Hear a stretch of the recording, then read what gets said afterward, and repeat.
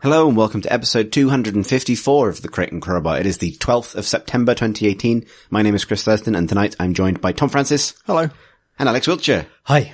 Welcome back to the stage of history. It's been a while. It's been a while. Has been a while for both. Yeah. Tom, you've been away? Yep. At PAX? At PAX and Seattle generally. Mm. That was very fun. Yeah, Seattle General I think is where Grey's Anatomy takes place. But yeah.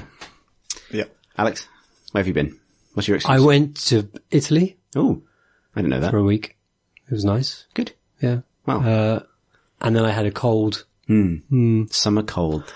Yeah. But I'm all better now. Great. What an arc.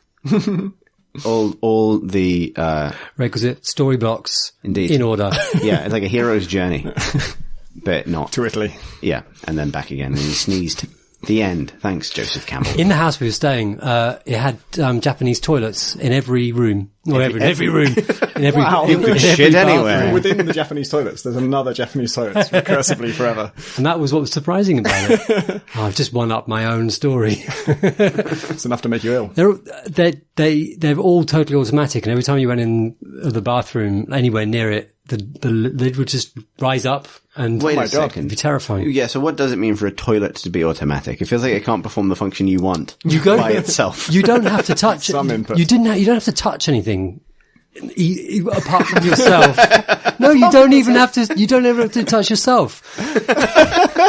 You go Just can in. if you want. I mean, The lid automatically rises. You sit down. So you're Yeah. touching it then, aren't you? The fucking seat is heated. So you sit down. It is discomfortingly fucking Does it take warm. your- Is it heated enough that you hover off the surface? No, it's sort of like skin warm. So you think, oh, someone's just been sitting here. And they go, no, nobody. It's just a heated seat in the middle of fucking summer in Italy. So like, then you do your business, right? Mm-hmm. And then if you choose, water will jet out and, into you.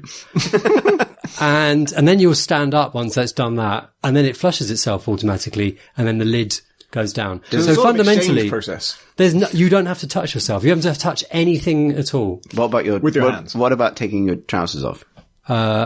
There are robotic arms that come out. That's a good point. Yeah. You do have to, Well, unless you were naked. there's a hole in the market for robotic hands. Robotic hands are coming out of the hole. There's, I mean, if you were naked, I imagine that entire experience would feel just extremely decadent. Yeah. Yeah. Like, yeah. I was naked all holiday, so. That's how you got that cold, Alex. Yeah, errant use of the auto toilet. Incredible. What a year to live in. Indeed. I tried to play The Witcher 3 last night. I tweeted about this. And I couldn't load my save because I didn't have the correct beard downloaded.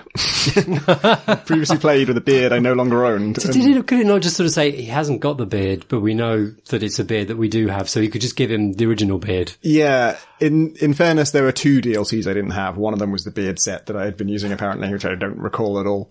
And the other was a quest. So I imagine the quest is trickier to sort of like filter out of your save game. But yeah, I'm pretty sure it won't run even if you're just missing the beard. The beard is free. It actually kind of annoyed me a little bit because I then went to get it and it's free, so that's great. I mean, I don't have an opinion really because if it cost any money, I wouldn't have bought it in the first place. So I wouldn't have this problem. And they've done like loads of free DLCs and well done. Good on them. That's great. But why are they DLCs? Why don't you just add them to the game if they're free? Like, why do I have to manually install each one? Like, I think on GOG they have a better process for it, and that might be intentional because they kind of want to push people over to GOG. But on Steam, each one is its own DLC, and there's like, it's not a 1-click install, it's like a 2-click install. So when they're all on one big page, you also can't open them in new tabs, so you've got to manually like click on each one and then click again to confirm the install, and then go back to the previous page and click on the next one. And there's like 12 of them or something. Yeah. Are there any Steam DLC things where it's just an in-game checkbox and it just sort of... I mean, if it's free, most people just add it to the game, like just as an update, everyone has it. But you can, like, once a DLC is installed, there's a checkbox next to it to turn it on and off. So that even for like optional content, you could do it that way. You can, in fact, I know enough about the back end of Steam to say you can auto grant DLC to people. You can just say like, you all own this. Oh, okay. Yeah, that would explain But making it free, but they don't own it, means they have to go and manually install it. I think you said this on Twitter, Tom, but the first thing, there's a very specific experience thing they want you to feel when they set it up in that particular way, which is like a kind of gratitude, right? It's like, you've released something for free because it's in the store page, therefore it has value. Yeah. And it's free, which is better than costing money. Calling a and DLC. I'm gonna go and do it. Calling a DLC lets them say, we've done 27 free DLCs. And sounds good. And it is good. But and also because DLC is traditionally invoked in a kind of negative context, or at least it used to be, like that kind of like, oh god, it's just laden. Yeah, with DLC. That's the other thing is like, look at us, like compare us to the people who are charging for DLC. Yeah. We're doing our DLC for free. It'd be like knocking someone's door and saying like, this is a burglary, but here's a free television. And you're like, oh wow, you're doing this right. That's a bad analogy, but I said it. I would say that CD Projekt are physically robbing me. They're giving me this free stuff. They're unrobbing you. They're giving me this free stuff in a way I don't approve of. I hate. He's dangling something in front of you and asking you to come out of your house, down the road. There is, like the automatic toilet that shoots water up your ass. It's the unbidden benefit to a system you weren't asking for. That's the example. There we go. I knew it was a good idea to talk about the toilets. CD Projekt in general, treat their customers very well, and that's a good thing. And companies that don't do that should do that. But I sometimes worry about like the kind of the tenor of the sort of relationship between the community and developers. Like people love CD Projekt; they have a rabid fan base, especially on Reddit. And Reddit especially hate EA and people, nickel and diming them for stuff. Often for like pretty legit reasons. Although sometimes the scale of the reaction is not in proportion to the scale of the offense, I would say. But I saw like a post flying high on Reddit the other day about, just a screenshot from a mobile game. It was a free to play mobile game, but it popped up with this nice message saying that, be aware that you can get everything in this game just by playing. Like none of it is locked behind currency exchange, but, we do need to cover our server costs and stuff. So if you want to buy something, for like $5 and instantly unlock it rather than having to work for it, then it helps us. And this was like posted as a sort of good guy game developer thing. And which is basically the concept of free to play. Yeah, it's kind of the same thing that they hate elsewhere, but because the developer groveled, it's a really, they like it. And it feels like the relationship they're trending towards is like developers just have to get on their knees and beg and like sort of be wretched in that sort of medieval way of like, I'm so unworthy of your love, but if you did give me $5, it would be so wonderful. It's the sense that the developer is somehow, I mean, this is maybe a more serious discussion springing off a toilet chat, but like, like it is the sense that the developer is somehow kind of like your friend or they're personable or you relate to them, which is like fundamentally very marketable on the internet. There's a very good, essay by the YouTuber Lindsay Ellis, who does mostly film criticism, but she did one, I think it came out today, I watched it today, about kind of YouTuber culture and the nature of like calls to action in YouTube videos. And it's very, very similar, like sort of, kind of the eye roll, but here's our sponsors thing, or like, it means so much if you could, making the act of like rating or subscribing personal rather than simply kind of like, this is my business. And often on YouTube, the stakes are even higher, like avoiding at all costs, making your audience feel like they are your customers. What they need to feel like is that they're your best friends and that you know them. And there's so many good examples of when, for example, YouTubers, sort of facade falls a little bit and people either see them for who they really are or simply see the business and the transactional element of what everyone is aware is going on. And that generating kind of really negative feeling. That's the difference to game developers because people are more primed to see game developers as, faceless kind of corporates. Yeah. But it means that when a game developer does step out and go like, hey, it's me. You can relate to me. I'm a relatable person. Then people kind of flock to that. And I think that it's weird that there is also a power dynamic there, which is like, and also I'm doing this for you. This is, you know what I mean? Like you own me a little bit, I guess. Yeah. Yeah. It's discomforting. I'm trying to do that with, I'm thinking about this a lot with, heat signatures updates because we're about to do another one and it'll have a lot of new content in it. And I don't have plans to do any others after that. Can't say for sure I definitely won't, but I don't have any plans to do it, and I don't want anyone to expect them. So I'm trying to establish a relationship where like, about to give you a free thing, don't get used to it. This is not our relationship. You don't deserve this. Heat signature, the last Christmas update. The other thing is I kind of said last time we did an update that it was probably going to be the last one, and then this one for real this time. I'm not coming and so back. if I say it again, it just becomes absurd at that point. Shut down the game. Just shut it down. Turn it off. It's interesting. I've been reading up about the Red Shell debacle as well, which is Red Shell is a sort of a service which is able to join up the websites that you visit with the games that you play on Steam, right? And so fundamentally, it's a marketing tool which a game developer or publisher can use to figure out whether correlations between purchases of their games and whether that person has seen adverts for that game, because it allows them to get an idea of whether their advertising is successful. Everything is like, it's what every, it's that's standard on the internet. Like that by visiting pretty much any website today, you have been part of these systems for Amazon or whatever, but this is specifically built for Steam and, is exposed in June, on Reddit with an extremely angry kind of thread, as you'd expect, about privacy and about, them being predatory and being, sort of scurrilous and evil and spying on you. Basically their service being spyware. They don't actually install any software on your computer. The dev, integrates it as part of the game, like integrates a thing as part of the game, which is able to sort of, grab a few identifying factors about your, a computer, which, like the browser you use and the screen resolution you have, like fingerprint stuff that standard browser kind of cookies can generally have in them anyway. And then it uses that fingerprint then to try to identify your IP address and that kind of thing. So it doesn't actually do anything any more invasive than you ever visiting a website does. But this was in, Elder Scrolls Online and, Vermintide 2, and it's in most games. It was in most games.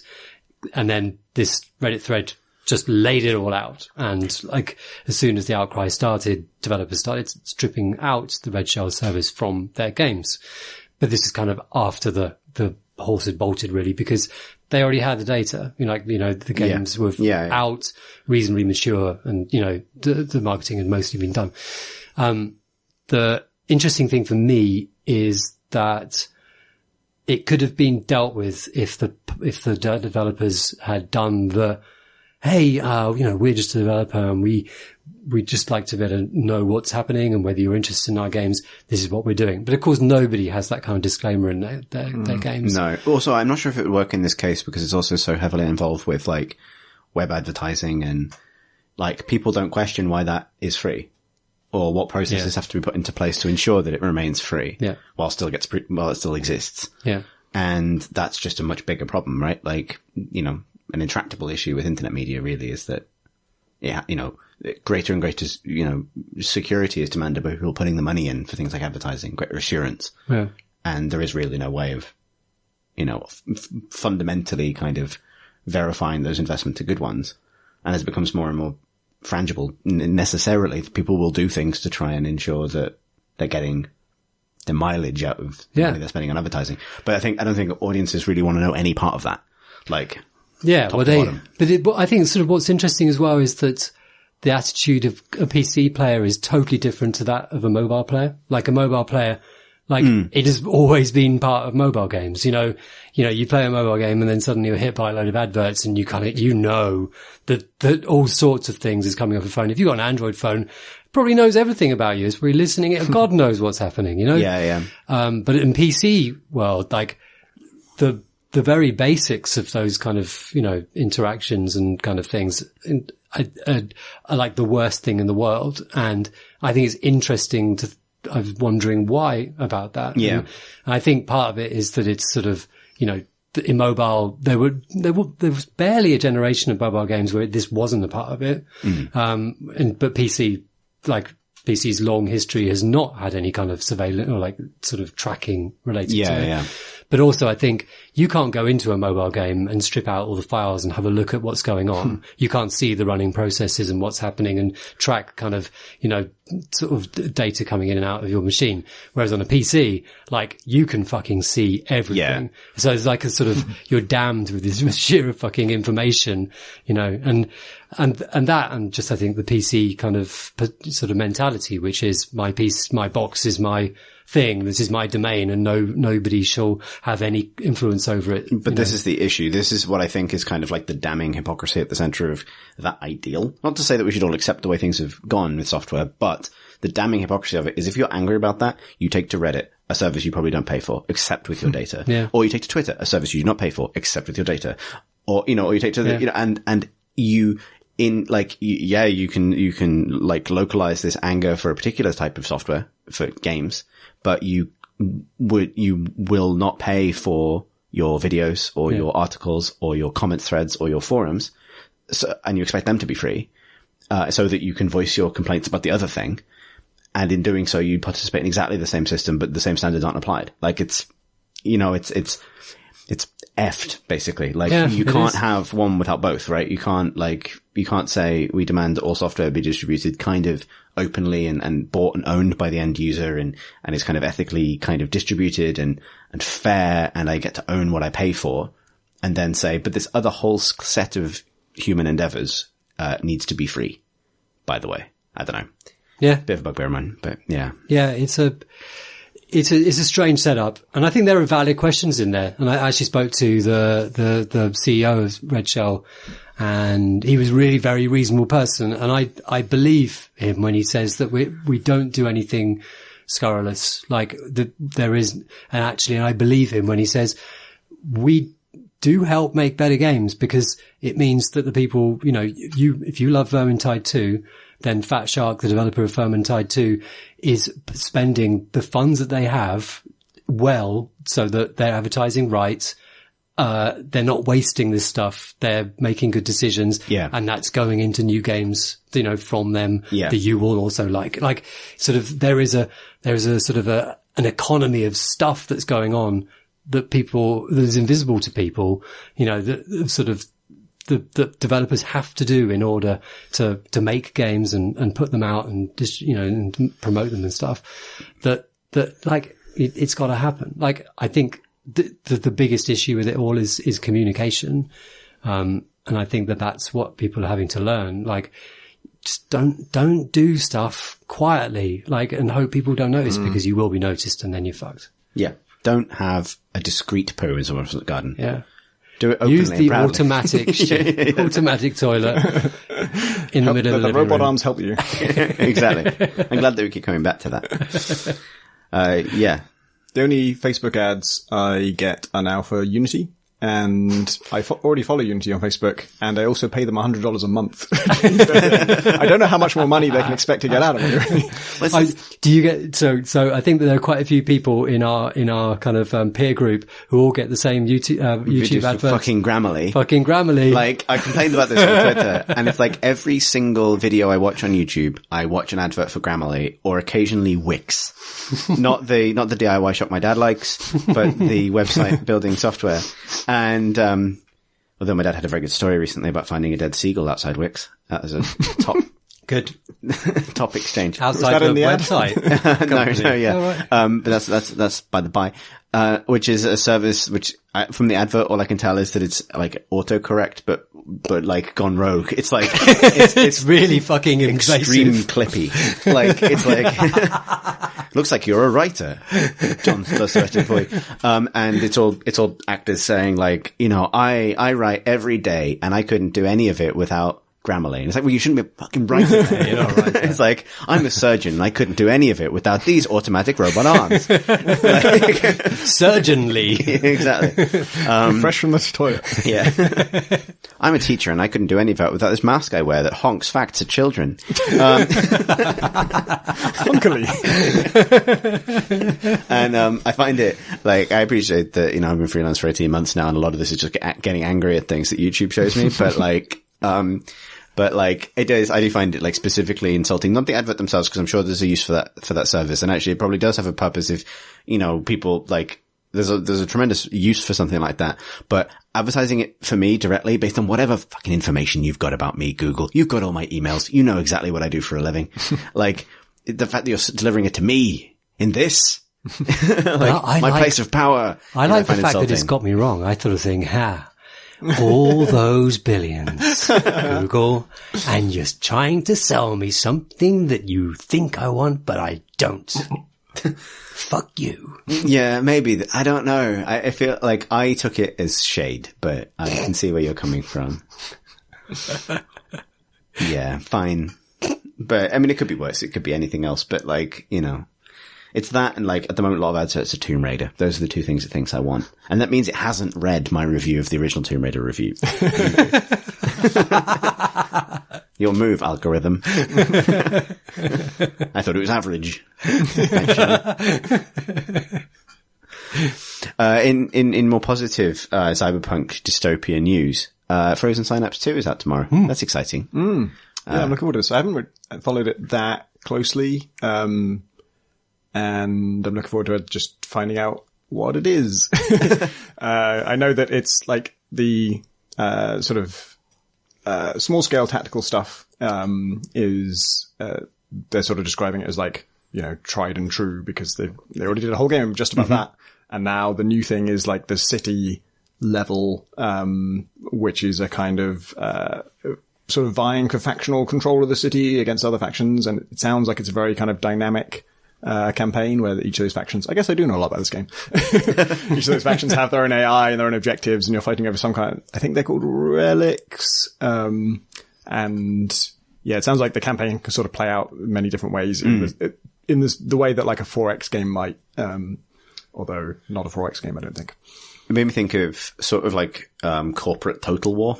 Like, as in, obviously the vectors that war is conducted on are slightly different when you talk about corporations within a city, but some of that combination of like sort of grand strategy and actual kind of battle screens. Yeah. Which, I haven't seen it probably for years since, Mode 7 brought it on the PC Gamer Weekend live stream, and the first one, I think, which is at this point 2.5 years ago.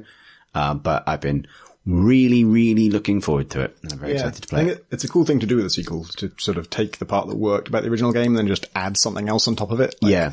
Not try and just sort of do like, here's 5 new weapons, or, oh god, we've got to start from scratch and have a new engine and have like super realistic graphics and like, you know, complete overhaul, but just say, okay, the thing that works is still going to be there, and then we're going to do this other thing on top of it.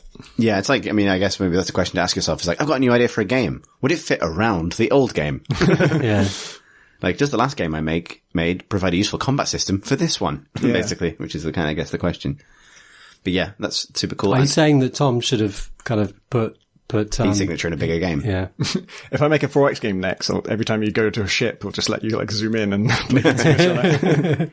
Yeah, it's e-signature all the way down, basically. It's like, what was that? Was it Recursion? What was the game where every level had a level inside it? There was, Starless Sky or something. Oh, that's the one, yeah. Big, giant starfield sky. Inside a starfield sky. Under a starfield sky. It's Jason Roro one, right? Yeah. Yes, that's what I'm thinking of. And then, yeah, that might not be the name at all.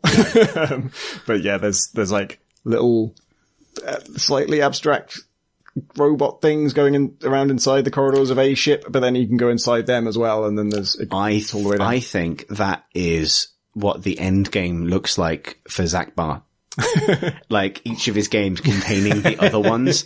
So each one is like a level, like Inception, like Daktronics Inception, where you go up a level and like you're in Shenzhen IO, now you're in Infinifactory, now you're in Space Chem, and they're all kind of like operating parts of some great machine, and your efficiency is judged based on the efficiency of every single sort of telescoping element all the way down to some base level. I just remembered, I've got Zach Barth did an interview with him, and it's just about to go up on Rob Paper Shotgun. Excellent. Exapunks. Cool. We put the link in the show notes. Yeah. Good plug, Alex. Thanks, man. I was thought about, we could do another plug. Yeah. EGX. Because we're doing stuff. We are, yeah. Because it's the week after the next. So I know your stuff is definitely confirmed and announced. Oh, okay. My stuff might not be, but I can say that I'm going to be there. Yeah. And I'm going to be doing stuff on the Friday and the Saturday. I just might not be able to say what the stuff is. If on Friday it is when this podcast goes live, it is acceptable for me to say what the stuff is. The stuff will be in the show notes. But Alex, tell us about your stuff. Well, at 1:00 on Friday, Chris, I'm glad you asked, I'm doing a talk with, Robert and the art director of Disco Elysium. Ooh. On the main stage. We both, enjoyed talking to Robert Kurvitz very much. I did a bonus pod with him while we were at Resd. Indeed. And that game was very exciting. Yeah, looking forward to that a lot. Me too, yeah. If you're there, come along. I hopefully be, although I probably won't be arriving till just before then, but yeah. And, well, I know that you should definitely be free at 4:30 at EGX on the Friday afternoon, but who could say why? And then there's something on Saturday as well. Cool. Yeah. I'm really looking forward to it. It's going to be a lot of fun. Nice. Yeah. Also, just a quick plug if you like, Daft Cyberpunk things. As you listen to this, or very close to, the first part of a pen and paper role-playing campaign that I recorded with my friends from PlayStation Access, the official PlayStation YouTube channel, is going live this weekend. It's a sort of let's live play of the original Cyberpunk 2020 rules system. And if you liked CNC D&D, which we did last Christmas, you'll hopefully enjoy this. There are costumes. It's a video, so you get to see me do faces, which I do when recording this podcast, which amounts to now 250 odd, times 2.5 hours of wasted effort. Yeah. All these faces lost, like faces in the rain. Yeah. I've seen faces you people wouldn't imagine. Many of them off a shoulder, incredibly. No, so that's my plug. I'll put a link to that. Good plugs. Yeah. Tom, you got anything to plug? Nothing of my own, but friend of the podcast, Tim Wicksteed. Oh, yeah, this is actually his game. Also, tomorrow our time, yesterday your time, if you're listening to this on Friday. Mega Aquarium is also coming out. I have played only a very brief amount of it at pre-release, but looking forward to getting stuck into it more. It is, from what I have played, I can say that Tim is really good at UI. And it's both this and Big Pharma, his previous game, are games where like the UI demands are high. There's a lot that you need to be able to do. And he has a way of just making it all just feel trivial and easy. And just his tutorial for this one, has an interesting style where it's, sort of a to-do list in the top right corner of like things that they want you to understand. But instead of telling you how to do each one, and having pop-up tips that sort of, interrupt you, it doesn't tell you anything about how to do any of them unless you mouse over them. So if you mouse over them, there's a little tooltip that then explains how you do that thing. But because you have to sort of like summon it in that way, one of the tips is to learn how to do that. Mouse over this one.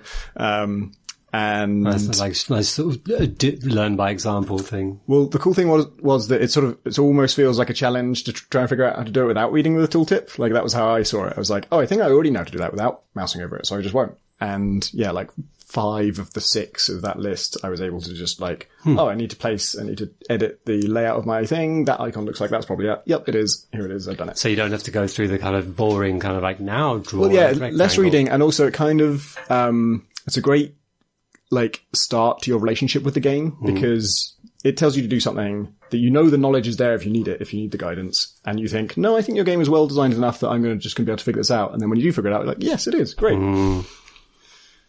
I can say that, I think, fans of Pip will know that aquariums, mean a lot to Pip.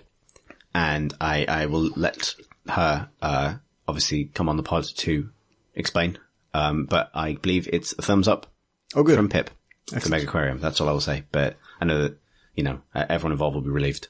I did, I sort of got into a weird design challenge of, you make these tanks and the tanks need things like filters and heaters. And those are quite bulky equipment that need to go on the outside of the tanks. And, I immediately got into like optimizing, okay, how can I keep these as far away from like the public, without, making them inaccessible to the staff because the staff need to get to them to maintain them. My first bright idea was to just like box them off in some way, but then the staff can't get to them. And so, it started to like make my whole aquarium was like one long corridor with all the tanks along the side and then like a separate, like a wall going along one side of all the tanks and then all of the staff area behind it and, trying to figure out how to do that efficiently.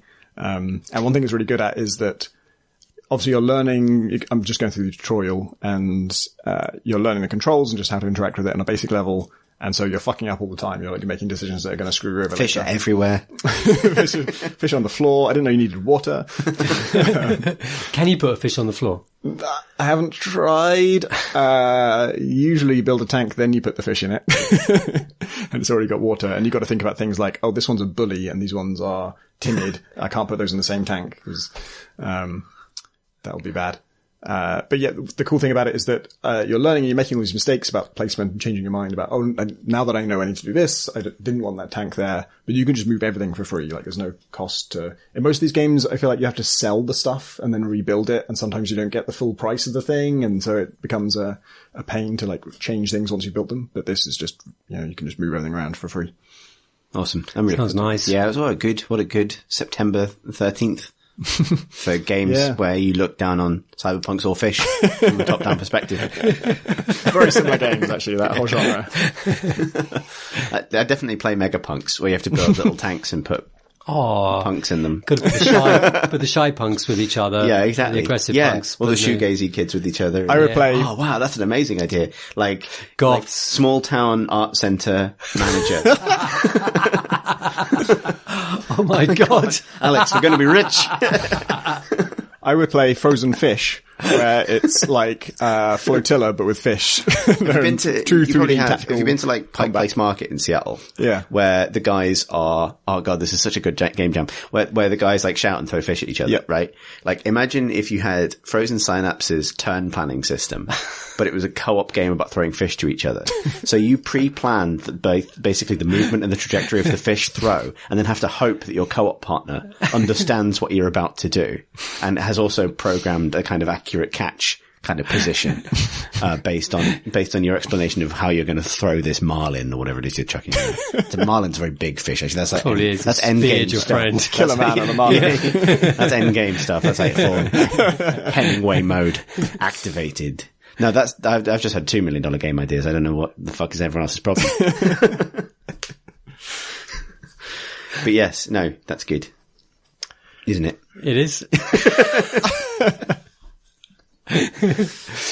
What you been playing, Tom? I've been, so at PAX I played, a bit of, Industries of Titan, which, they had not shown the combat in that until now, and the combat is a bit of a reveal because you can see inside the spaceships. So obviously my eyes lit up, and it's actually a lot like FTL. So Industries of Titan is a 4X game where you build you do build a city, but that's almost underselling it. Like, it's a mega metropolis. The screen is just 100% city all the time. There's nothing that isn't city. I saw a bit of like when you explore the uncity, the non-city, but it's still city. It's still just really old city that's kind of like abandoned and you sort of you build the city on top of the existing city. Yeah, that's how it seems to me anyway. I didn't see a lot of that side of the game, but but there's no like nature or wilderness outside of that. It's just all city. And it's actually, the art is by somebody I was already following on Twitter for his like voxel art called his username is Sir Karma, and does beautiful voxel sort of dioramas with incredible lighting. And Industries of Titan looks like that, but it's an entire strategy game. And I zoomed around the city a little bit, and sort of, zoomed in on things and watched the little minecarts going around and tried to figure out what each building did. And is it quite sort of checked out? It all looks. Is it sort of like SimCity-ish or kind of Factorio-ish? I didn't get to play any of the city building stuff, so I don't know quite what it's like. But I gather that it's you are sort of building towards having enough economy and production and stuff to produce the elements you need to build a ship. And when you build a ship, it's a big deal. Like, one ship is probably going to be your military force for a big stretch of the game. And so when that ship fights another ship, it goes into basically FTL mode, and it's like split screen. You see the interior of their ship on the right, the interior of your ship on the left. You have individual crew members you can order around. When you build the ship, you design the interior. You decide where every component goes, from the engines to the cockpit to the beds that they sleep in. And then when they're shooting each other, you decide where to target on the enemy ship, like which weapons to fire where. And the way its kind of damage system works is quite clever. Everything, if you hit, like it's all on a grid, and like a generator might take up 4 tiles. If you shoot one of those tiles on the generator, you've destroyed a quarter of the generator. Like you always destroy what you hit, but you only hit 1 tile at a time. Or if you have like a laser that sweeps across them, you might hit like 3 tiles at a time. And so to destroy a component, you need to destroy every single tile that it's made up of. So a big one is tougher, just inherently. But you can also, if you just shoot empty ground, that ground becomes impassable for the enemy crew. So you can do things like burn a line across to cut them off from repairing their stuff. I had the AI, it should be said, in the build that I played was just set up to just randomly target things. They didn't have any intelligence to what they targeted on your ship. So I targeted their life support. I thought I'd go for like kind of the long game where I'm not going to take out their weapons yet or their shields. I'm going to destroy their life support. And then when they rush to try and repair that, I can, take out everything else. That strategy worked pretty well. It worked especially well because they chose to target my beds.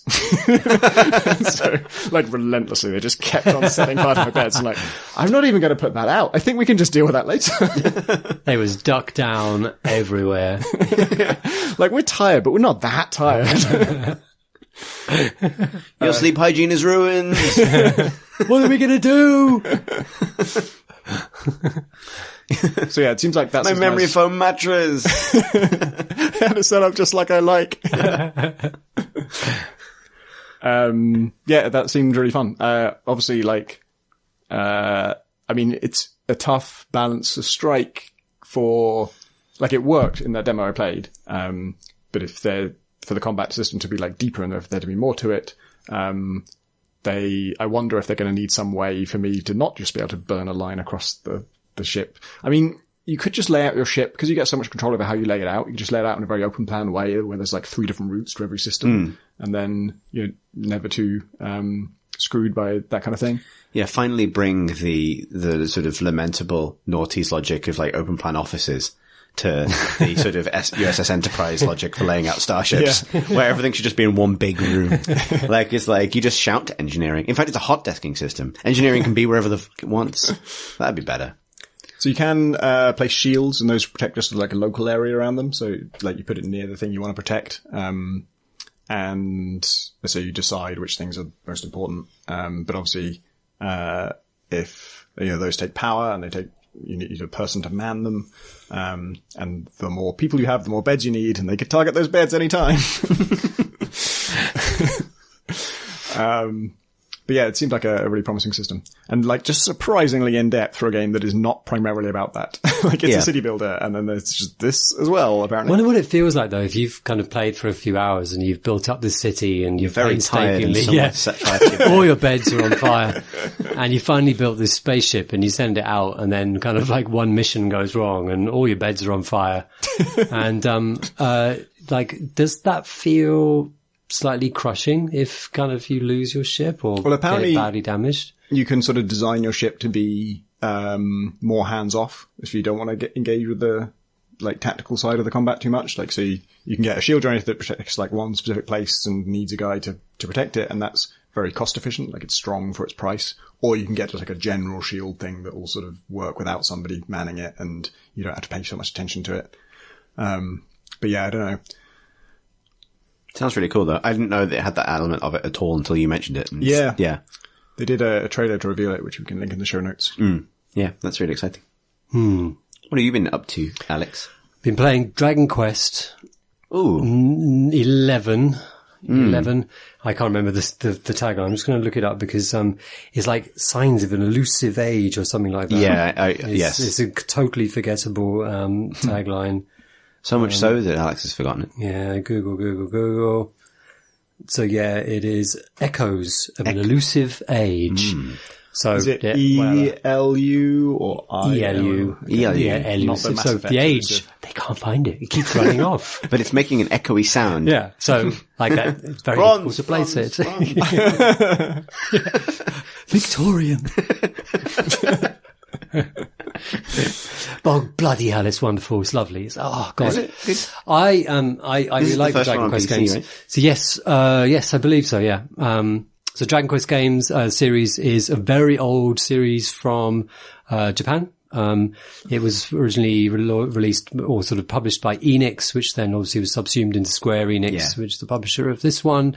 They are basically the JRPG, which kind of the launched, the JPEG that launched the JPEG.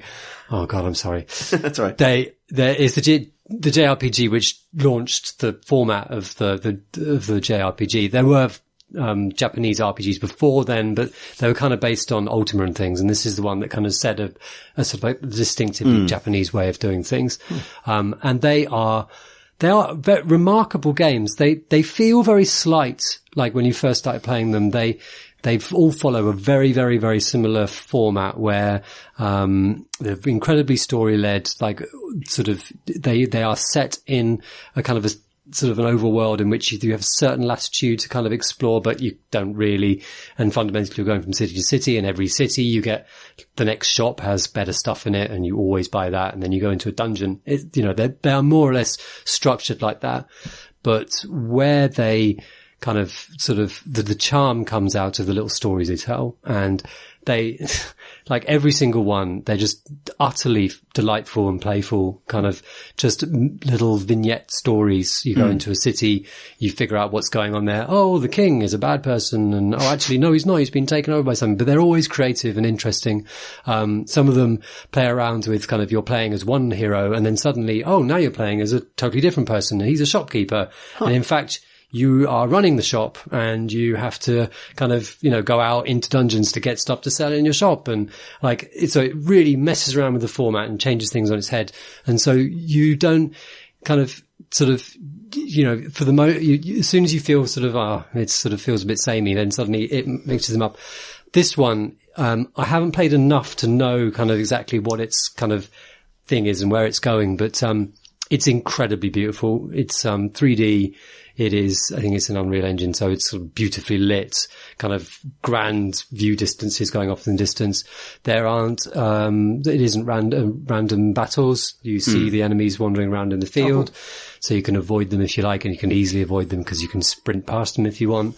The voice work is like there is a tradition with the series that, it's put into English, like as in English or British English.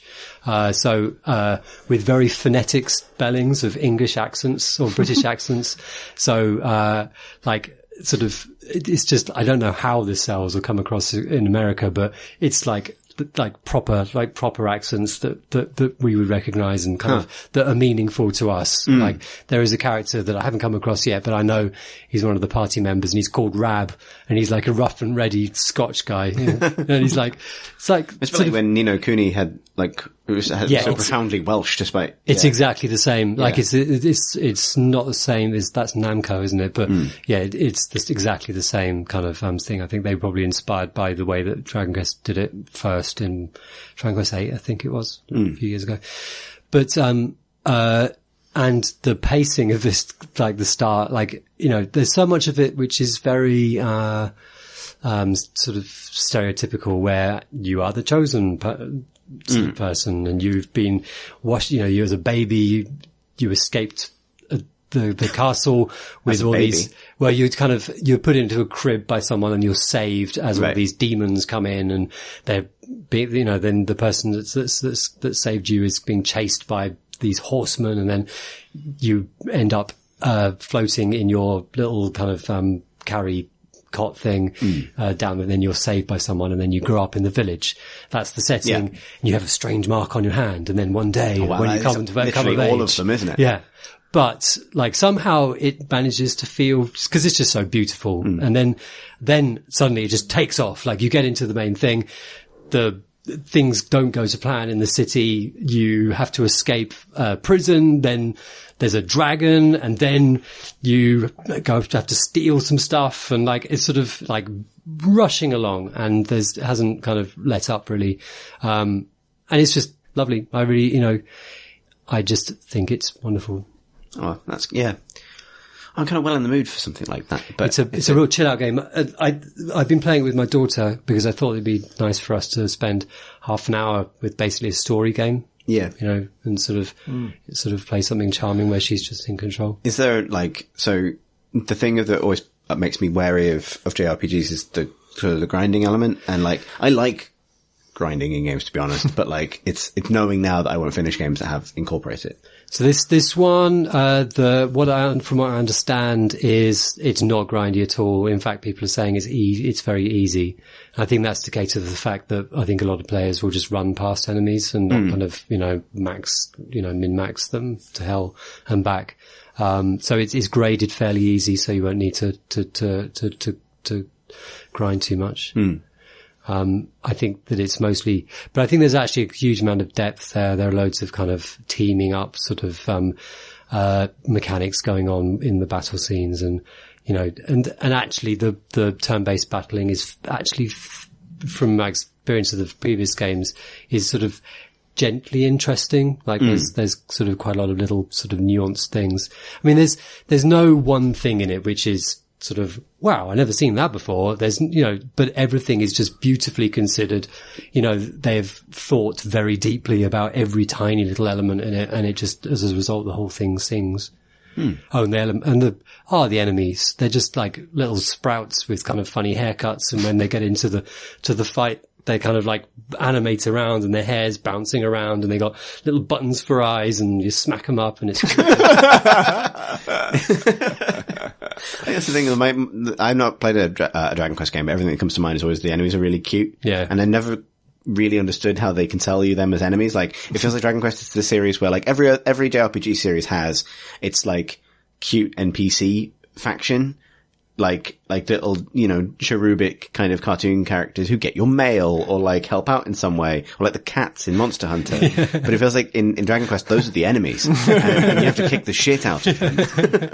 Is Dragon Quest where like that cute slime comes from? Yeah, exactly. Exactly. Yeah. It's He's like, sort of bouncing around with a great big grin on his face. Bam. Smash him in. like, is that explained? Nope. They're just enemies. I like that this is just sort of universally a positive for you. Yeah. Oh, they're so adorable, then you destroy them. It's great.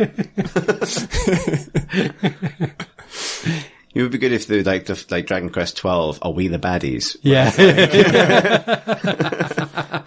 The heavily armored humans going to war against, I don't know, like the fucking bonbon people and the nice cactus.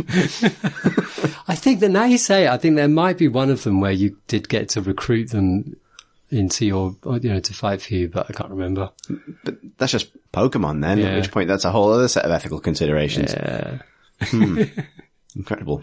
What'd you play, Chris? So, I have spent the week, playing Destiny 2 Forsaken. I was going to ask you actually because I just came into it today. So I talked about this last week on the pod I recorded with Pip, so I'm not going to repeat that stuff. It's excellent is one thing. Like, I was definitely very positive about it last time, but having now finished it, or at least finished the campaign stuff, holy shit, I love that game. Like, and I love Destiny 2. And obviously then, it had a combination of like genuine issues and also a kind of snowballing narrative that it couldn't escape. Yeah, I only ever hear negative stories about Destiny 2. Yeah, even though honestly it's probably one of the best sort of shooting RPGs ever made. It's, loved it in its own right, but, it really does. This is definitely Destiny 2's Taken King moment, which Taken King was the expansion for the first game that really like, there were so many people who loved, like, I think I maybe said this last week, but Destiny 1 had a very particular narrative where it reviewed very averagely, but people fucking loved it. And it was because it really revealed itself in the end game, which was kind of grindy and weird and had lots of issues, but it had all this depth and these mad ideas and these crazy encounters and actually I think really interesting writing kind of lurking underneath the kind of on the surface writing of the game. And then it had this expansion at the end of the first year, a year after it came out, where suddenly a lot of the kind of mechanical issues were fixed, and also the sort of storytelling side of it was elevated quite substantially as well. Alex, were you among the people who got into the Worm books? Was that was the sort of Taken King like lore cards, the out of game stuff? Yeah, I did read a few of them, but didn't earn enough of them to be able to figure out what's going on. I think great bit of SF. It was nicely, beautifully written. Yeah.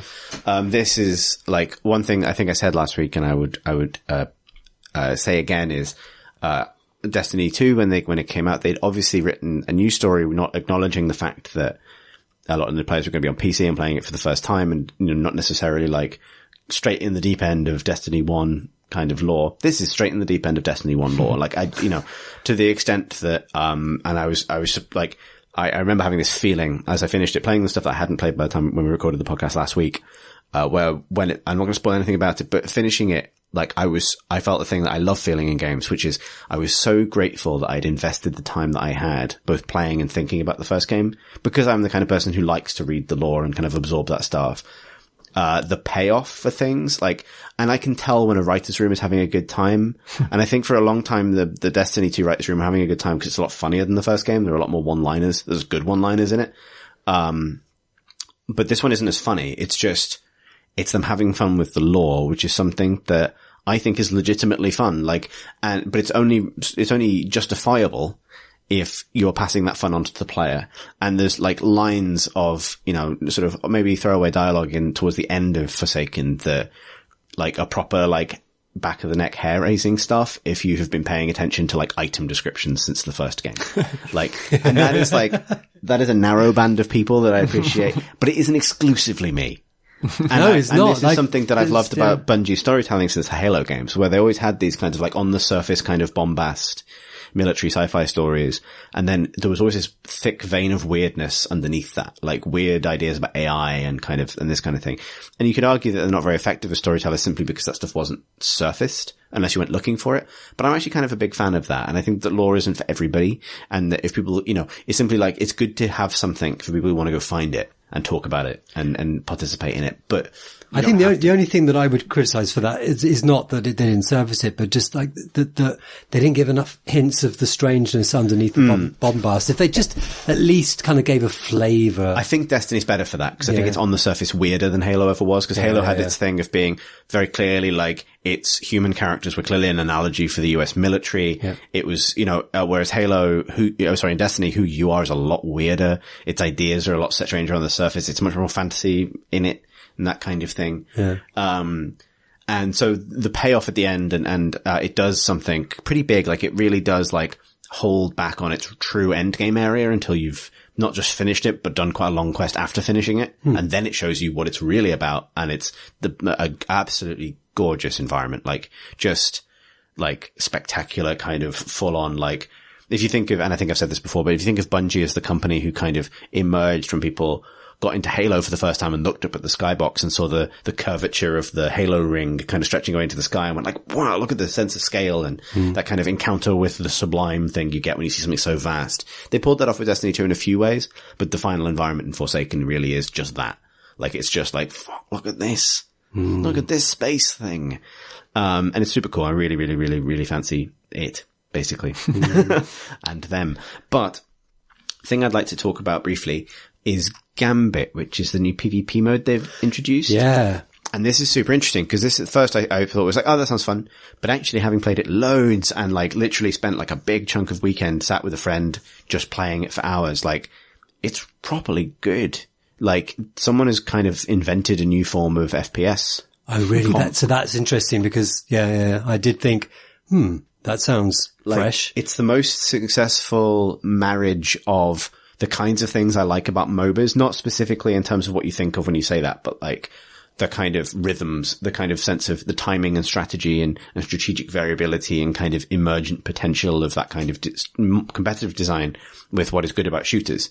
And also, it's really good because it specifically brings up what's good about Destiny. So what it is, and I've not seen anything like it before, which is really rare in shooters now. You get plenty of shooters that come out with something like Evolve that has a big high concept, you're a monster and but rarely that's not sustainable or it ends up feeling gimmicky. And this feels there's lots of things I love about Destiny's PvP, but this feels oh, hang on, this is pure Destiny PvP now. And so the way it works is it's 2 teams of 4 and both teams are loaded into their own versions of a map. So 2 teams are completely separate.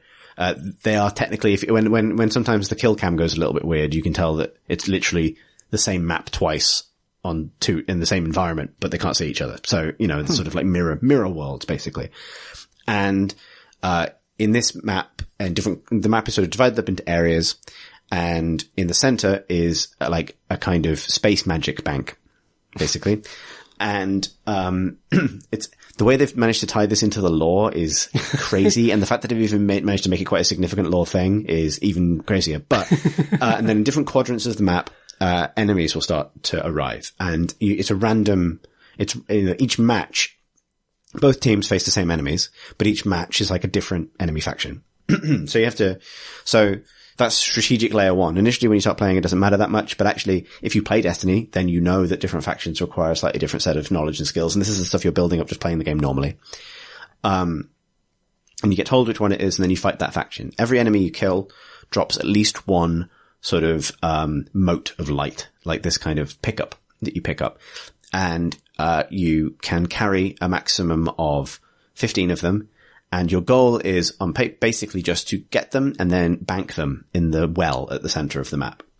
Then when your team has collected 75 of them, the well, goes away and is replaced with a boss called a primeval, and the enemies that spawn change completely. And the first team to kill their primeval wins the round. And then it's best of 3. So you play 3 rounds.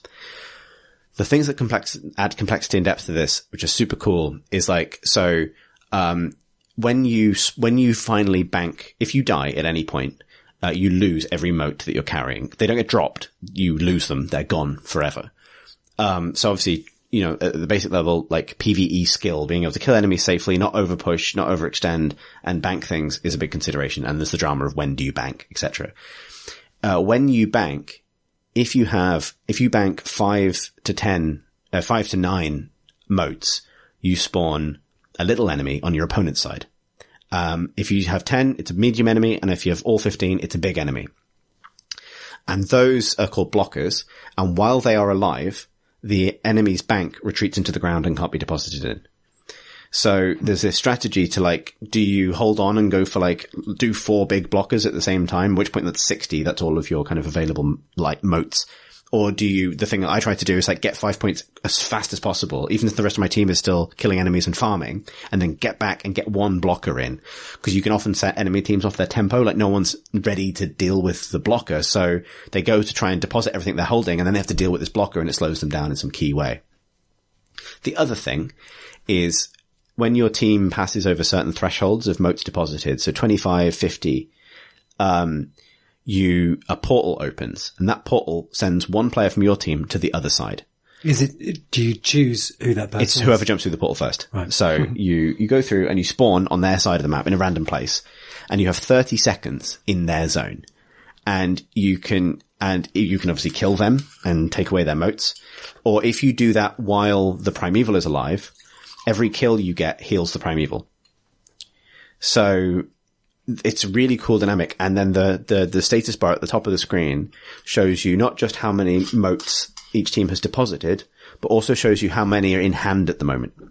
So obviously initially when you start playing, people just dive through the portal as soon as it's available. But there's huge strategy in oh shit, they've got loads of motes in hand right now. This is a really good time to invade them. Or we've just stoked loads of often, obviously, the portal opens after you've just deposited. So if you've just deposited, you've probably just spawned blockers. So sometimes it's worth sending someone through to defend the blockers. And but there's so much depth in when it's a good idea to go through and when it's not a good idea to go through. And obviously it means a lot to be effective. If you go through and can kill the entire team, that's amazing. And if you fuck up, it's huge because that's the only opportunity you get to invade. The other thing is this interacts naturally with all of Destiny's other systems. So every player has a slow building super.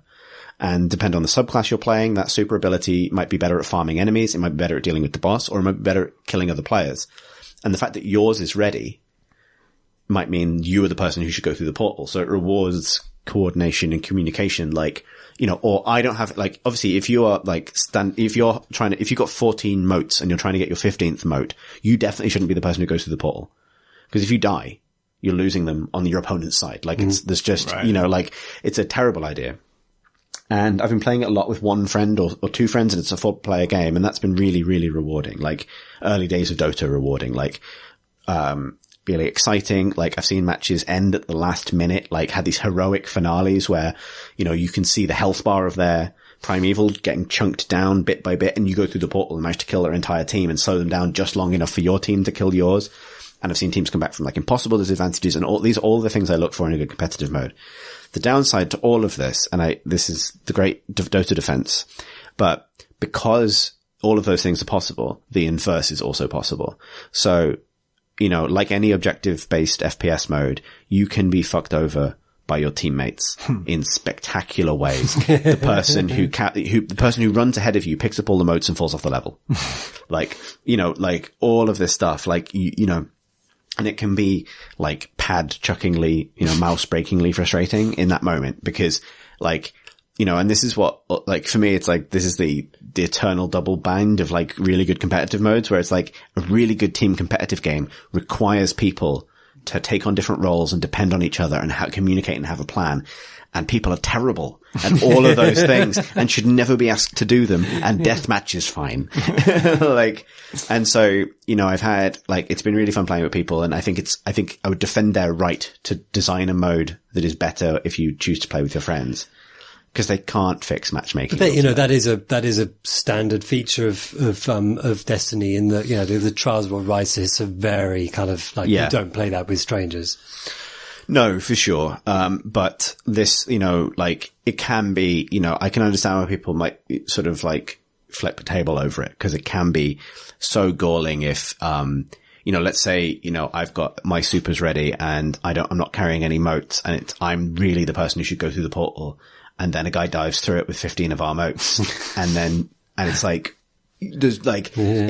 Dota, it allows for things that are unambiguously fuck ups. I think there's often a lot of flex in, if you're playing Team Fortress 2, for example, and you're not quite, or Overwatch, and you're not quite on the point enough as you should be, your failure is probably analog enough that people won't really notice. They might notice that your KD is bad or something like that, but, you haven't done one thing that has just completely fucked it up for everybody else. You can't accidentally oh shit, sorry guys, I pushed the payload in the sea.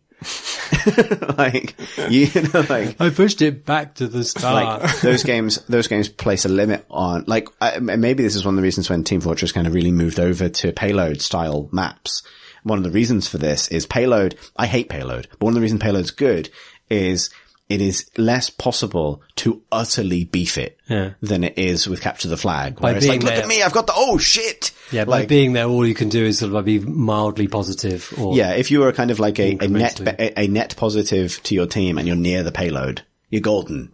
There's no I got the flag! Oh, I've fallen off something. None of that. And this is all of that. That was the design of payload as well. Right. It was a substitute for the VIP mode they used to have in old Team Fortress, where one player's the VIP, the enemy's objective is just to kill them. And they wanted to have that sense of everyone rallying around this one objective that's moving and the situation's changing all the time. But they didn't want the situation where, if some asshole is the VIP and they just don't know what the fuck they're doing, it's just a shit match. And so they made the VIP, a endlessly progressing minecart. Well, I know that's the thing. Is and they were right, but the kind of the sad, cold reality of Valve's logic there is that people aren't fun. Do you know what's fun? A very slow train. Whereas I played so much Team Fortress Classic as a kid and VIP was one of my favorite modes because it created stories, memorable stories of crazy last minute dashes for freedom and big fuck ups. And there isn't room for that in payload. You're either pushing the payload or you're not. And now, thanks to Overwatch just adopting that mode wholesale from TF2, that's kind of like a meme. Oh, no one pushes the payload. And it's it's because it's fucking boring. It's because it's a bad idea, really. It sanitizes or it makes the experience safe for people, but it's not you should be able to have the rough with the smooth, right? You should be able to occasionally have the asshole VIP. In Gambit, what would it be like if when someone goes through the portal, they just sort of drop their motes and anyone else can pick them up, so then they're sort of saved in that way? I think it would diminish the role taking. I think what it benefits from is the fact that it's not a game where your role is I really love any multiplayer game where your role is as much your play style as the class you chose. So every class in Destiny can do any of the things that players might need to do in a game of Gambit because roles are not mandated by the game. But as you play more and you become more experienced, you understand that really you should have at least a plan for what different players are going to do in different circumstances to be efficient. So for example, like the thing we started doing is like one person goes out and gets 5 motes as fast as possible to get that first blocker out to try and throw the enemy team off. And that person should be given priority for those motes. So don't get in their way. Don't go and pick something up if it's the first enemies to die. But also that player will then stick around on the pad where the bank is for like a couple of seconds, 10 seconds, because they're not wasting any time because 3 people is fine to farm the remaining enemies. And if your opponent is also quick to get a blocker out, they are then there to destroy it immediately because there's this little game of invisible kind of tempo swapping happening behind the scenes. And that is really, really close to how Destiny's PvE raids are designed. Like, does sound very much like a lot of like learning how a Destiny 1 raid or Destiny 2 raid encounter works is understanding that like you initially encounter it as just chaos and then you learn to break it down into jobs. And obviously the community as a whole will eventually kind of figure out optimal strategies, but a lot of the fun of doing it blind is when you and your friends figure out like a kind of like the thing I would compare it to is a Zachtronics puzzle. Like coming up with your solution, like you're given this problem and all these moving parts and like, I've got to run out of the shield at this point and get the buff from this guy and then run back into the shield and I'll give it to you and you'll take it over there. And you kind of... You want to design a set of rules basically, like... like... Blocker is in, like player A, B... Yeah, like, okay, so, we know that, for example, we have a plan. Our plan is Chris goes in and Chris gets 5 motes and deposits 5. Then, I don't know, Dave goes and gets 15 and deposits 15. And then Nathan comes back and deposits 10. And when Nathan deposits 10, that will push us over the 25 threshold. So Dave will go back through the portal to the other side and, and he will then do the... If they have a lot of... You've been playing with Dave and Nathan. I have. I've been at the PlayStation Access office a lot recently. Oh, dude. But like the, but that's what I mean, right? You have this thing, like, if they have loads of unbanked motes in hand, then we go through. If not, we wait until they're about to get over their invasion threshold, then we try and stop them. Like, or, I'm at 13 motes and I'm saving up for a big blocker, but I've just seen that they have just banked and we don't have a blocker over there and they have 24. So if they get one more, they're going to invade us. So I'll bank now, take the hit, but stop them from banking so that we can invade and they can't. And all these little nested decisions that are so much more interesting than just, you gotta do this in this order. It's more interesting that the interesting thing is it's more interesting than the Titanfall bank. I can't remember what the mode is now. Bounty? Bounty, yeah, where you collect money and you got to bank it in between sort of waves. Yeah. But like, you're not playing as a team. Like, you just, like, not in any normal way. And not in a kind of a casual match. Sort of, you could just see people die. I die all the time. I always fuck it up. And it's like, the stakes aren't quite high enough. That's the thing. There's and you're not playing close to each other. You're not together. Like, there are kind of, sort of, NPCs that you're fighting rather than other players mostly. And so it's got some of the similar ideas, but like this sounds way Titanfall is a really good comparison actually. Like, I think the other thing about it is obviously I probably made it sound super intricate and complicated. I think it can be, but also if you only want to fight the monsters, that is a meaningful way of participating. Like occasionally you'll have to run away from an enemy invader, and hide. But if it's like a kind of rare example of a PvP mode where you never have to shoot at another player unless you choose to. Like, obviously if you're being chased by an invader, they glow red. You're probably going to want to shoot back. But like, and that's really cool because, I played so much Destiny because it's just basic monster shooting feel is so good. And you can sort of style on monsters in a way that you can't style on other players. And so that you can just do that. You can just run around fighting the cool monsters and having a good time and picking up the motes and banking them and then fight the big monster and win. And every now and then a big glowing red person will try and kill you, but that's the extent. So I just realized something because when I first read about it, I thought, oh God, you go through there and then you're just going to get shot to pieces really quickly. But like them shooting you is a waste of their sort of time and bullets. Like you kind of don't really want to be shooting it. Like, oh, that's interesting. Anyway, this just illustrates the fucking point, really. It's design things. So you can almost see the playtesting that went into this and the balancing of it. So invaders gain an overshield, which means you have a double shield. Oh, really? You glow red so they can see you easily, but you can see them through walls. And you can also see how many motes they're all carrying.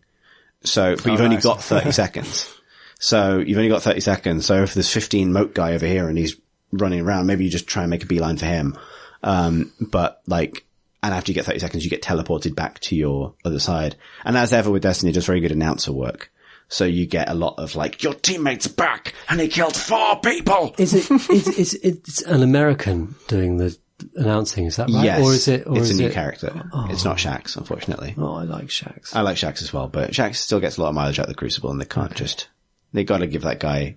He can't cover both. No, he's very good though. He is extremely good. Okay. Anyway, the new, actually no, sorry, the Gambit guy's all right. Like he's sort of like a cowboy. Not sure why. Space cowboy. Yeah. But yeah. It's not the same mechanically, but this idea of like both teams are playing on the same map, but it's 2 different instances of the same map kind of thing. Really reminds me of a very inventive map for, I think, Unreal Tournament 2004 by Angel Mapper, who was this incredible level designer for UT, just community stuff. But everything she did was just super smart and inventive. And this map was sort of like docks type area with or sort of a shore, and then you could go inside like a cave, and then at the back of the cave there was a portal, and when you go through the portal you're back in the exact same cave but at a different time of day. And it was a capture the flag map, and so each team is in a different instance of the same place at a different time. Oh, that's really cool. And the flag is in the same place in both places. And when you're in your side, or in either side, you can see a ghost of the enemy team where they are on their side. Huh. So on your side, basically, you're seeing your teammates for real, and you're seeing the enemies in ghosts. And, when you go through the portal, you're going to see them there. So, like, you can camp the portal if you like, but everyone can see that you're standing there because they can see the ghosts. That's Alex dropping his phone, everybody. So impressed. His phone just threw from his hand. They see your ghosts? Time ghost. Ghost? Alex spooked. More at 10. I don't remember the name of the map, but it was by Angel That sounds Mapper. cool. That does sound cool. Yeah, it's great, basically. And I said I wasn't going to wang on about Destiny, then I wanged on about Destiny, but it's really good, and it's on PC now, so I'm allowed to wang on about it. Yeah. You should play it, Alex. Yeah, it's all downloaded. I think after this I might have a little tinkle. Have a good old tinkle. I also played a bit of Concrete Jungle, which I have talked about on this podcast before. Graham has talked about it on this podcast many times that long ago. And I played it a bunch recently because I got an iPad, and it's on iPad too, but it's also on PC, and that's where I played most of it. And this is the game where, like, you're building a city on as a grid that's sort of, I think it's like 5 tiles wide or something. But as you complete rows on that grid, they disappear, and then the whole city moves along one grid square, and just continues going on like a conveyor belt. And what you're trying to do is get a lot of points in each column. And so, like, you've got to get at least 3 points in each column, and you get points by you place a school, and that makes all the tiles near it have +1. But you don't get any points for that unless you put a house on one of those +1 tiles, and then it gets the +1. But if you had, like, 2 schools either side, that's +2, and then you put a house there, because it's got, like, 2 different schools next to it, that's a really good house. That's how it works. But it's so, like, the thing that's amazing about it is it's just so, like, overdeveloped. It's like, there is a shitload to it. Yeah, they made that, and then it's, Cole Jeffries, a friend of mine, and he made that, and then he just made, like, there's a story-driven campaign that's voiced. Every character in it is not only a unique voiced character in the story and has dialogue and their motivations and stuff, they also have their own unique tech tree that you can level up with. When you place, like, shops and stuff, you get more economy. There's an economy system. When you level up with economy, you get, like, to buy a new card to add to your deck. It's a deck builder as well. And then there's a versus mode. Even in single player, there's a versus mode. And that's the part I've been playing a lot lately, because it's amazing. It completely, it's like twice as good as the regular game, because you are trying to make your side of the street good and their side of the street bad. And each column, like, so in each column you have a certain amount of points and they have a certain amount of points. If you have that school and the house arrangement, you've got your your 1 point from your house that's collecting on the school. If you put the school too close to the edge of your territory, they could put a house there and benefit from it too. So what you really want to do is put, like, a factory on the edge of your territory, so that just pollutes up their spaces, and now they can't get any good points from it. But the thing that makes it really, really good is that if you have more points than them in that column, you get their points as well. So, If they don't put anything in that column, then you just get your points, and it's good, but it's not great. But if they've invested heavily in a column, and then you realize, I can beat them. I can get more than 5 points in this column. I can get 6. And if I get 6, not only do I get 6, but they lose 5 and I gain 5. Like, it's a huge, huge deal to, do that. And even with the AI, which I think, I don't know how sophisticated the AI is, but I get into mind games with it. It's like, it has decided to invest it. It's confident it can do it because it's seen I've only got 2 free tiles left in this column and it's already got all this other stuff. But I know if I just place one thing in there, I've got a gazebo. A gazebo makes tiles next to it fucking awesome. Yeah. And if I later put a bus stop somewhere, bus stops are incredible because bus stops can buff like any point collecting building, even if they're nowhere near it. And that's true in real life as well. Exactly. Oh man. Does it have any form of announcer? No. I just like the Unreal Tournament guy. Where the fuck is he now? There's because it's characters. Stop. You are like fighting a specific other character, and he will say stuff about like, "Oh, this is going well for me," or "It's going badly." Okay, no, that needs. Like, what was that? Gazebo. Holy shit! Multi-gazebo, mega gazebo, shopping center. And so it's awesome, but also I hit a brick wall in the campaign. I don't think I've ever got this far before because I'm doing my next mission is a versus mode against a woman who runs prisons. And this is just like blowing my mind and ruining all my strategies because she can place a prison and a prison gets the inverse of the points. So if you make an area terrible and she puts a prison there, she gets loads of points for it. And if you make an area good, then she would theoretically get negative points for it, but she wouldn't put a prison there because it's good. And so this is just like everything I can do that would normally screw over an opponent helps her. Everything I can do that would, help an opponent or whatever, she could just put a regular house on it and get the points anyway. So it's just like, anything I do is bad. And I don't know how to defeat her. That's amazing. Just as a game mechanic, it's like that thing of stealing their points is so compulsive, or compelling. I'll just let the rest of the city go to shit to win this one column, which is like this one street. They've made it incredible. I've made it almost as incredible, and I know I can make it more incredible than they. And I'll just like ruin everything else in the whole city to do it. That sounds actually great. I thought it was just the puzzle side. Get back into it. Yeah, now I want to play it. It's on my phone. It's been there for ages. There's so much to it. It's amazing. There's 2v2 as well, like with AI or against other players. And yeah, it's mad. Ace. Hello. Hi, Tom. Let's do some questions. Let's do some questions right now. Let's do that. That was the segue we needed. Our first question comes from Jonathan, who writes, Dear Cake Donut and Maple Bar. Sorry if that doesn't make any sense. I'm sure you have different kinds of donuts in the UK. I've really enjoyed in a lot of those games that are repeatedly discussed in the Crate and Crowbar. I recently started playing Far Cry Primal, which falls into that category. The only other Far Cry game I've played was Blood Dragon, and I enjoyed it a lot. 2.5 hours into Primal, it's not doing anything for me. I'm considering dropping the game, which is atypical of my gaming habits. I usually give a game more of a chance before giving up. Do you have any advice on making Far Cry Primal more fun? Should I stick around until I've earned a certain skill or weapon? What element of the game really grabbed you? Tell me I'm doing it wrong and I'll give the game another chance. Thanks. That's for you, Tom. Yep. My ears pricked up. I love Far Cry Primal.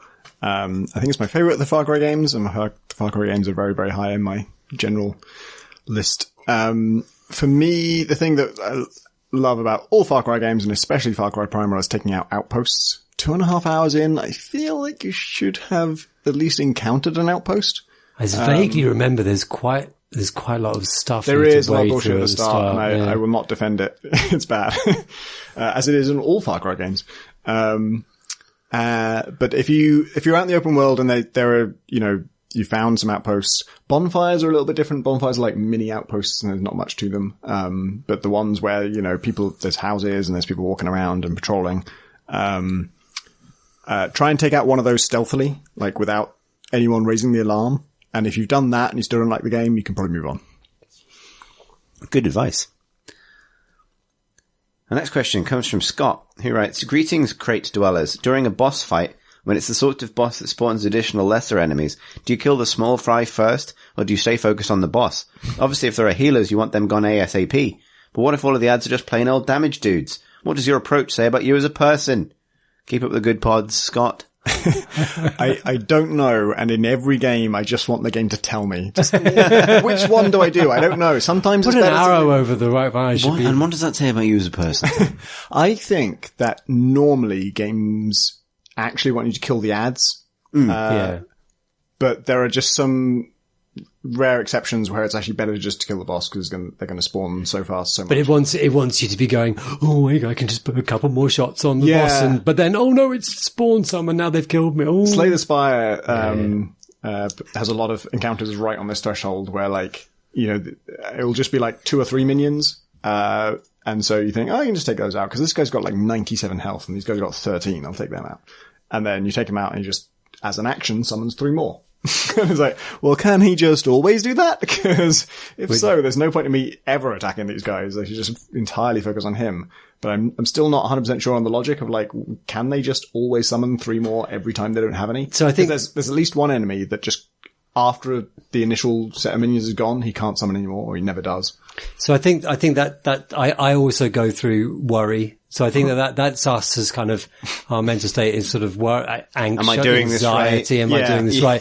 I bet there are people who just either don't care. They're just slovenly awful people who just let the ads pile up. Just bad where they're just people, going on, lazily just going on the boss.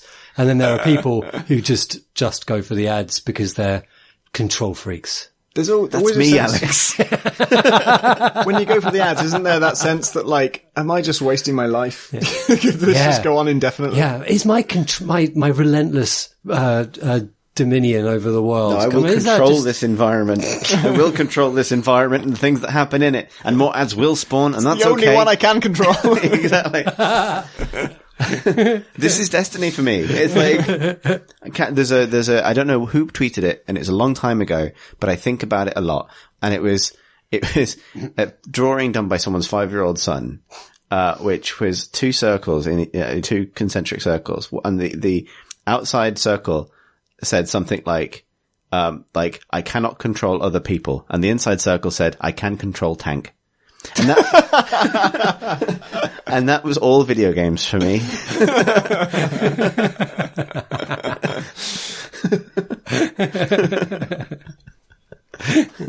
And yeah, that is, as the kids say, a big mood. A big mood. I think that's also my anxiety with it. It's like, oh, this is the only thing I can control. So if I can't control this, like, I don't know what I've got left. Oh god. Just tell me which one to kill. Yeah. I think I go to these like slovenly moods where it's like, you know, some of the edges start to fray and I just start to pour damage onto the boss because it's like, fuck it.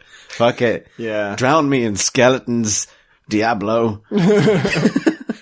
I know you're just going to kill me for doing this, but I'm just going to buy. Yeah, and then you're like, no, get a hold of yourself, clear the skeletons. Now that you mention it, Leoric in Diablo 3, I think that's one where you need to go for the boss mostly. I feel like skeletons are not as much of a threat.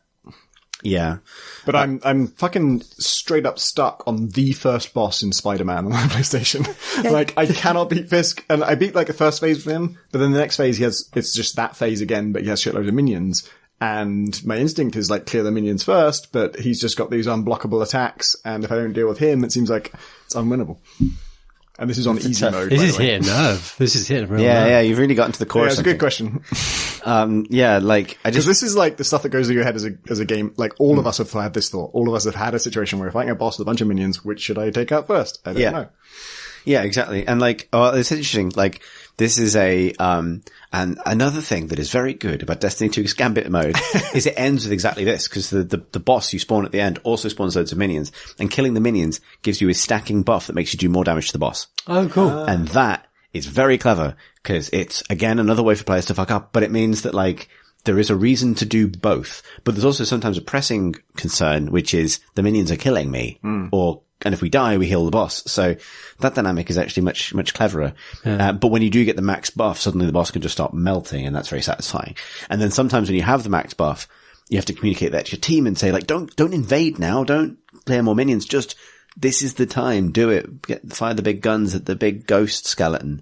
Because that plays into a sort of like a, there are these, so this exists in the sort of the clicker games where you have to, you know, the best strategy to grow fast is to keep investing in new things. Like, yes, that will eviscerate all the money you've accrued to that point because, but it will mean you earn faster. And actually that is way better over time than keeping your kind of slowly growing sort of funds.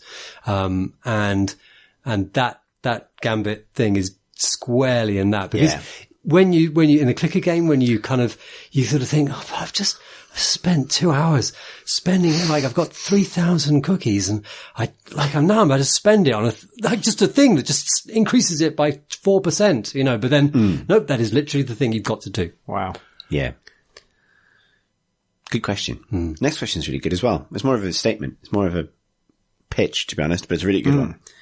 It comes from Kevin, who writes, Dear CNC, after listening to a recent Waypoint podcast about the new Tomb Raider and dealing with the responsibility of a game about literally robbing tombs, I began thinking of a game where you spend your time returning these objects to their rightful resting places. To make things interesting, what if these were magical artifacts once stolen by your ancestors? As you returned them, you became weaker and weaker, going from a near god to mere mortal at the final destination. As you lose your OP abilities, you could perhaps make up for it in part by mastering the systems of combat. Could such a reverse progression work? Thanks for the great pods. Kevin. Yeah, that's awesome. This ties into two different things that I had already had thoughts about. One is ages and ages ago, the thing about Hitman, and as I got better at that game, I used less and less powerful tools to do my objectives. It's the Leon thing, right? The last weapon you learn is the knife. And I always thought it'd be cool if there's a game. The Leon upgrade system. Yes. The Leon downgrade The first weapon system. you learn is Fireball. I always thought that it would be cool to make a Hitman game where you are in some kind of sci-fi city. They have, weapon scanning technology or whatever. And so in the Badlands where you start, you can use fucking rocket launchers and machine guns and whatever. And then as you get closer and closer to the city, security restrictions get tighter and tighter and you can take fewer and fewer weapons in. And so you lose access to this stuff rather than gaining. And as you get better and better, ultimately you're just trying to kill the target with no equipment at all. Cause in Hitman, you actually do, through learning the game, figure out how to do stuff like that.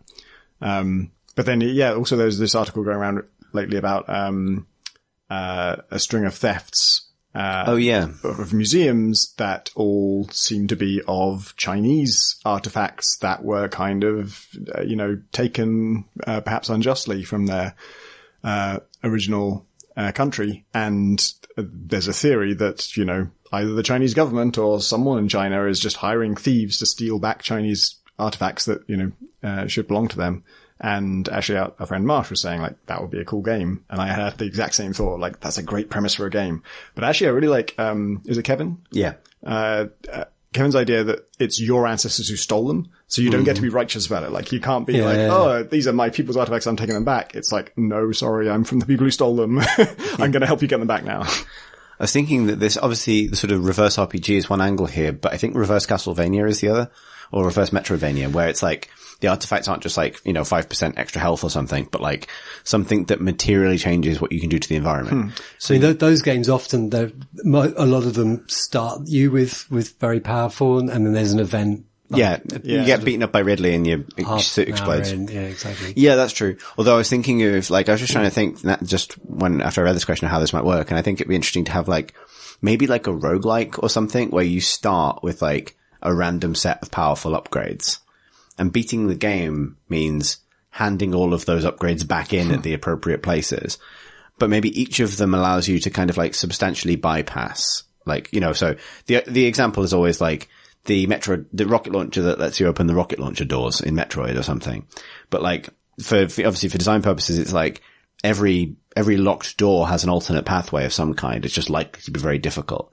And the game is in figuring out what order, maybe if your particular upgrades are randomly assigned and that changes something about the way you approach the game anyway. It's a bit like starting Spelunky with jetpack, shotgun, and a few other things. But you have to hand all these things in. So the strategy is in when do you want to get rid of the shotgun versus when do you want to get rid of the jetpack, for example. Give them to the fucking tunnel maker. Yeah. Yeah, exactly. Yeah, it's kind of in there. That'd be a kind of neat way of exploring that. Not that that's necessarily I think it would feel really depressing. yeah, which is why I think it would have to be a roguelike. I think if it was something you played quickly.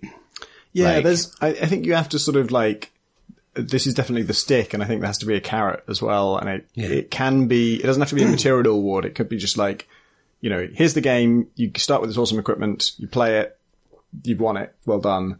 if you want to win prestige level 1, if you want even more smiling faces of the people that you stole. Yeah, it'd be interesting if handing something back made certain enemies neutral. So once you've handed in the shotgun, he hasn't got a sacred shotgun. The shotgun people are like non-aggressive until you aggro them. Yeah, exactly. Yeah, they don't aggro you, basically. It's no wonder they were annoyed at you at first. Like, you walk into their... That's my dad. One of their people as a tool. Exactly. Oi! Oi!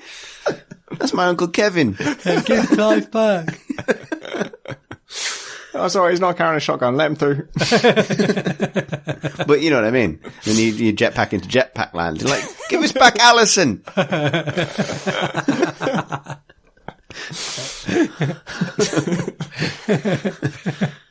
think that's a great idea. I'm sure we've had this conversation before. Like, maybe not on the podcast, but I'm sure we've talked about reverse progression as an idea. But I'm really into it. Like, it was something I really wanted to do in a particular pen and paper campaign. But it didn't get. Actually, it was something I wanted to do in our Numenera campaign way back when, but we didn't really get to it because we kind of wrapped up on a. I lost an arm. You did lose an arm. You did lose an arm, but that was sort of the ending. And then lost an arm. But yeah, that was something I've always really wanted to do, is like the reverse dungeon, basically. The dungeon where your clothes fall off, which is the ideal place to have an automatic toilet right at the end. Good. Like, sexiest dungeon. Next is Aiden, who writes, "Hi, do you worry about commenting on game design when you're writing articles about games for fear of playing backseat game designer? Does that change once you're involved in the production of games, such as Tom F. and lately Chris? Thanks, Aiden." I think we've all been involved in the production of games at this point. Yeah, haven't we? all of us here, yeah. But yeah, I did not hold back from doing this as a games journalist. Well, I think to some extent, this is called criticism, and that's okay. Like, but also I did, when I did criticize game design, I was, very informed by things people had told me in interviews. You know, I would put these ideas to them and they would respond, "Oh, you can't do that for some technical reason." I'd be like, "Oh shit. Okay." And so I learned a lot through doing the job without, pretending I was a great game designer. I'll put it this way. Was some of the attraction of this job to you in that period because you got to talk to people about game design? Yeah, I'm sure. And in particular, it was like, I had all these ideas and I would run them by game designers when I interviewed them, without any like strategy for like, oh, I'm going to be a game designer after this, but you know, just. What about a game, right? Where has anyone done that to you yet? Every time I interviewed Robin Walker about Team Fortress 2, we just got into an argument. I would come with just an agenda because I was super into this game and I had ideas about how it could be better, and I would just put these to him and just like, if he didn't, whatever answer he gave me, it wouldn't be good enough. He'd be like, "No, you're wrong because this," and we'd have a really good debate about it. And at the end of it, I don't know if I got a good article or if he managed to promote his game, but I certainly learned a lot as a game designer. Yeah, I've definitely had completely unusable interviews, which are perfectly good conversations, but are like, it's like, there's nothing I can pull from this really. It's just, I have come into this because I want to talk about this thing. And there's really nothing to be gained from it other than like, maybe as a podcast. So I don't know if that speaks to a kind of interest that predates journalism specifically, but you know, I certainly, I kind of get the point, because obviously there are a lot of lived experiences of development that you wouldn't necessarily have. I think something that I've observed is like before I was a games journalist, my job was in software project management. So I had some pretty like lived experience of just how making software happens before writing about games. And I remember being at, one of my first ever studio visits and kind of being delighted that I could use my understanding of agile methodology to kind of like push an interview to a different level, right? Not just how the company works, but like, I get how it works, you know, because coming in with life experience is valuable, because games development is not a vacuum. It's still part of the ecosystem of work. I think it's definitely danger when you're kind of rookie level and you kind of think you understand games. Like, you think you understand the reasons why things are. And you kind of go in and there's sort of like, nah. And then you're going to realize, oh shit, I don't know anything at all. I think the classic example of that is like games journalists commenting on engines, just saying, "Oh, this is bad because it's in Unreal Engine," or it's obviously you can see that Unity engine can't keep up with this or whatever. And actually it has nothing to do with the engine that it's programmed in. Yeah. Have you guys ever had moments like that where like things you said or thought as a journalist, now that you know more about game development, you realize, oh shit, that was wrong? I think it's more that I have moments where I know that I have bought into other people's excitement about something as expressed in a public context when they're talking to me or other press without realizing that there's probably a lot of shit going on. Like, you know what I mean? A lot of games that I think, you know, I think there was a time where I didn't really appreciate that like every project of any kind is compromised by the process of its production.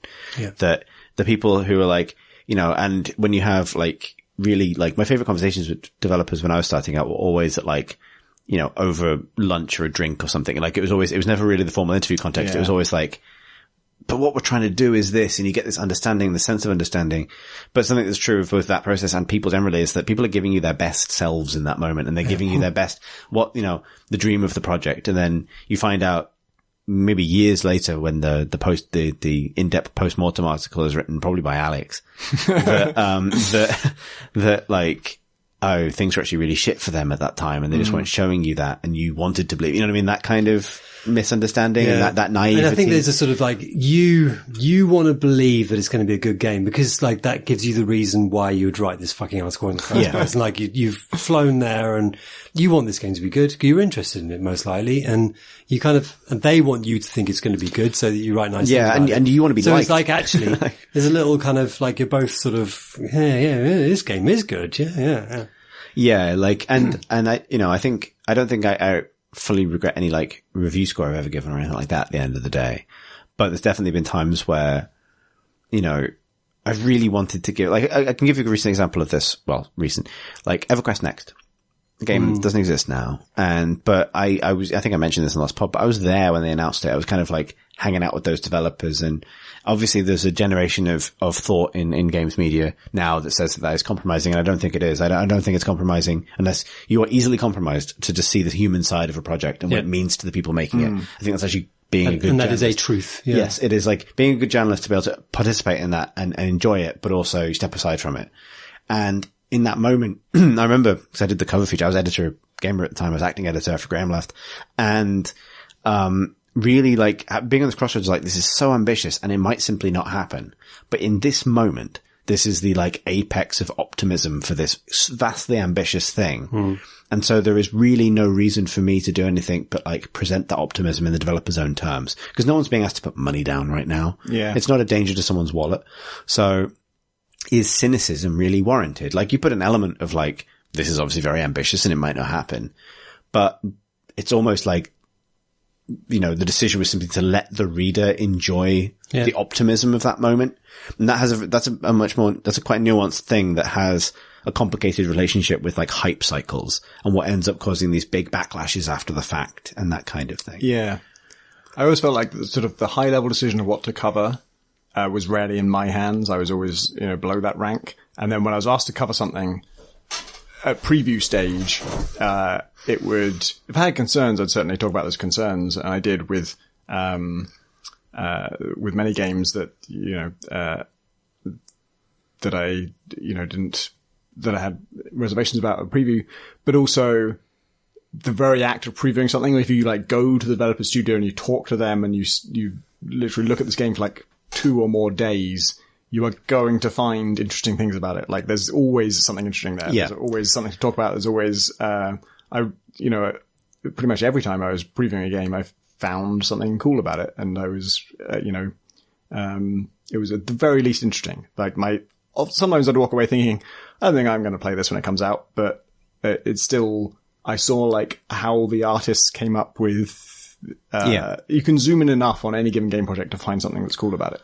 There are plenty of examples of like, you know, sausage factory game making in the industry, but for them, you know, there's also like the vast majority of the time people are working on something they care about, even if it doesn't turn out great. Yeah. And if it doesn't turn out great, there's usually like a reason it doesn't turn out great. I'll say this, like, I feel like that experience of game development and like the experience granted to me by being a games journalist of games development, and something that I think we've all encountered talking to games developers or working with game developers, working as game developers, is games journalists see far more of the industry than the majority of game developers ever will. Yeah. Like, if you are a game developer, you will work for like, you know, obviously everyone's experience is different, but let's say you work for like 4 companies in the course of your career, and you get to know 4 different management structures. As a journalist, you will see and talk to, people of all different levels and different companies regularly. Like, that's the difference. Like, it kind of goes both ways in some ways. Like, I've probably had more conversations with the CEOs of the companies that make games than vast majority of people who work in, let's say, art or level design for games. So, which is not necessarily fair, but it's the way the system is set up. And so that system has just made me so much more kind of understanding of the pressures of game development. And therefore, when something is bad, less likely to just totally send it up or want to be like negative in being critical, if that makes sense. Like, you obviously talk about why things don't work, but yeah, the thing I came away with was simply like, everything's made by people who want it to be good. Like, no one in the creative industry goes into work in the morning saying like, oh, fuck it. Like, that's actually the thing that sort of changed for me over the course of going from journalist to developer was, I think, quite early on in my journalist career. I was never like the kind of writer who'd like take the piss out of a thing that I hated. In fact, it was kind of what I saw as a flaw in my writing at the time, was if I hated something, I couldn't be funny about it because I was just like depressed about how bad it was. But I think back in those days, if something was really bad, if it was like offensively bad, I would be pissed off at the people who made it. And that's not true these days. Like, now I'm never annoyed at the people. It's always like, well, this thing turned out shit. I'm sure it was the result of some awful processes or some terrible, there's no shortage of ways a game can get completely fucked up by the process without anyone involved actually having any bad intent. Yeah. I mean, so this question like originally came from this concept of backseat game design, which is sort of, I guess, to spin it off in a different way, the notion that it's easy to offer criticism when you're not the person trying to solve the problems in the moment. And I kind of get that, but at the same time, I think it's kind of like, it's rare that you sort of impose a game design ideal on something, right? Because it's much more kind of cut and dry than that. Like, if something doesn't work, it doesn't work. Yeah. Like, game design's almost weird among critical kind of fields for that reason. Yeah, I think the dividing line is like, in a review, you can absolutely say anything that you think doesn't work.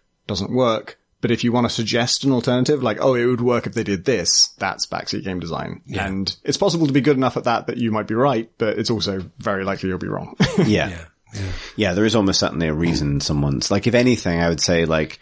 And the thing is, it's not the critic's job to say, to offer the fix. It's to point out. Yeah. Kind of... And that was a line I had to find. I'm sure there's writing by me out there where I was like, they did this wrong. They should have done it like this. Cause I was so full of ideas. And then at some point I realized I should stop saying the ideas. I should just stick to the criticism. Like, there's something that, like, there's definitely that sort of like, element of like, obviously you went into games media wanting to be a game developer because that is what you subsequently became. If Tom, like, I didn't know, when I went to games journalism, I didn't know I wanted to be a developer. No. Huh. That's interesting. I sort of assumed that you must have done because you transitioned to it obviously very well. So. No, it wasn't until, I would say, like, Darwinia was the first time that I knew that an indie developer could make something that I was really excited about. And then Spelunky was the first time I thought maybe I could be involved in this. Huh. Yeah, that's interesting. I went into it really wanting to meet or like wanting to have conversations with the people who did these things because I found them so interesting. If that makes sense. It's like, obviously there's a job aspect there that isn't clear. Like, it's like, what is the job where you just the chatting the job. Chat. And that has taken lots of different forms, but like, that was the impetus was like, but I think obviously not only obviously you're a little older than me, but also I was in my mid to late 20s by the time I came into games media, and I sort of, it was a different era. Like, for me, it was the era when there was more kind of like just people talking about games critically on podcasts and things. And it was that feeling of like, oh God, I want to be having these conversations with people, that existed and kind of drove me over to that side of things. So I think maybe it frames things slightly differently. I don't know. Alex, you've been around forever.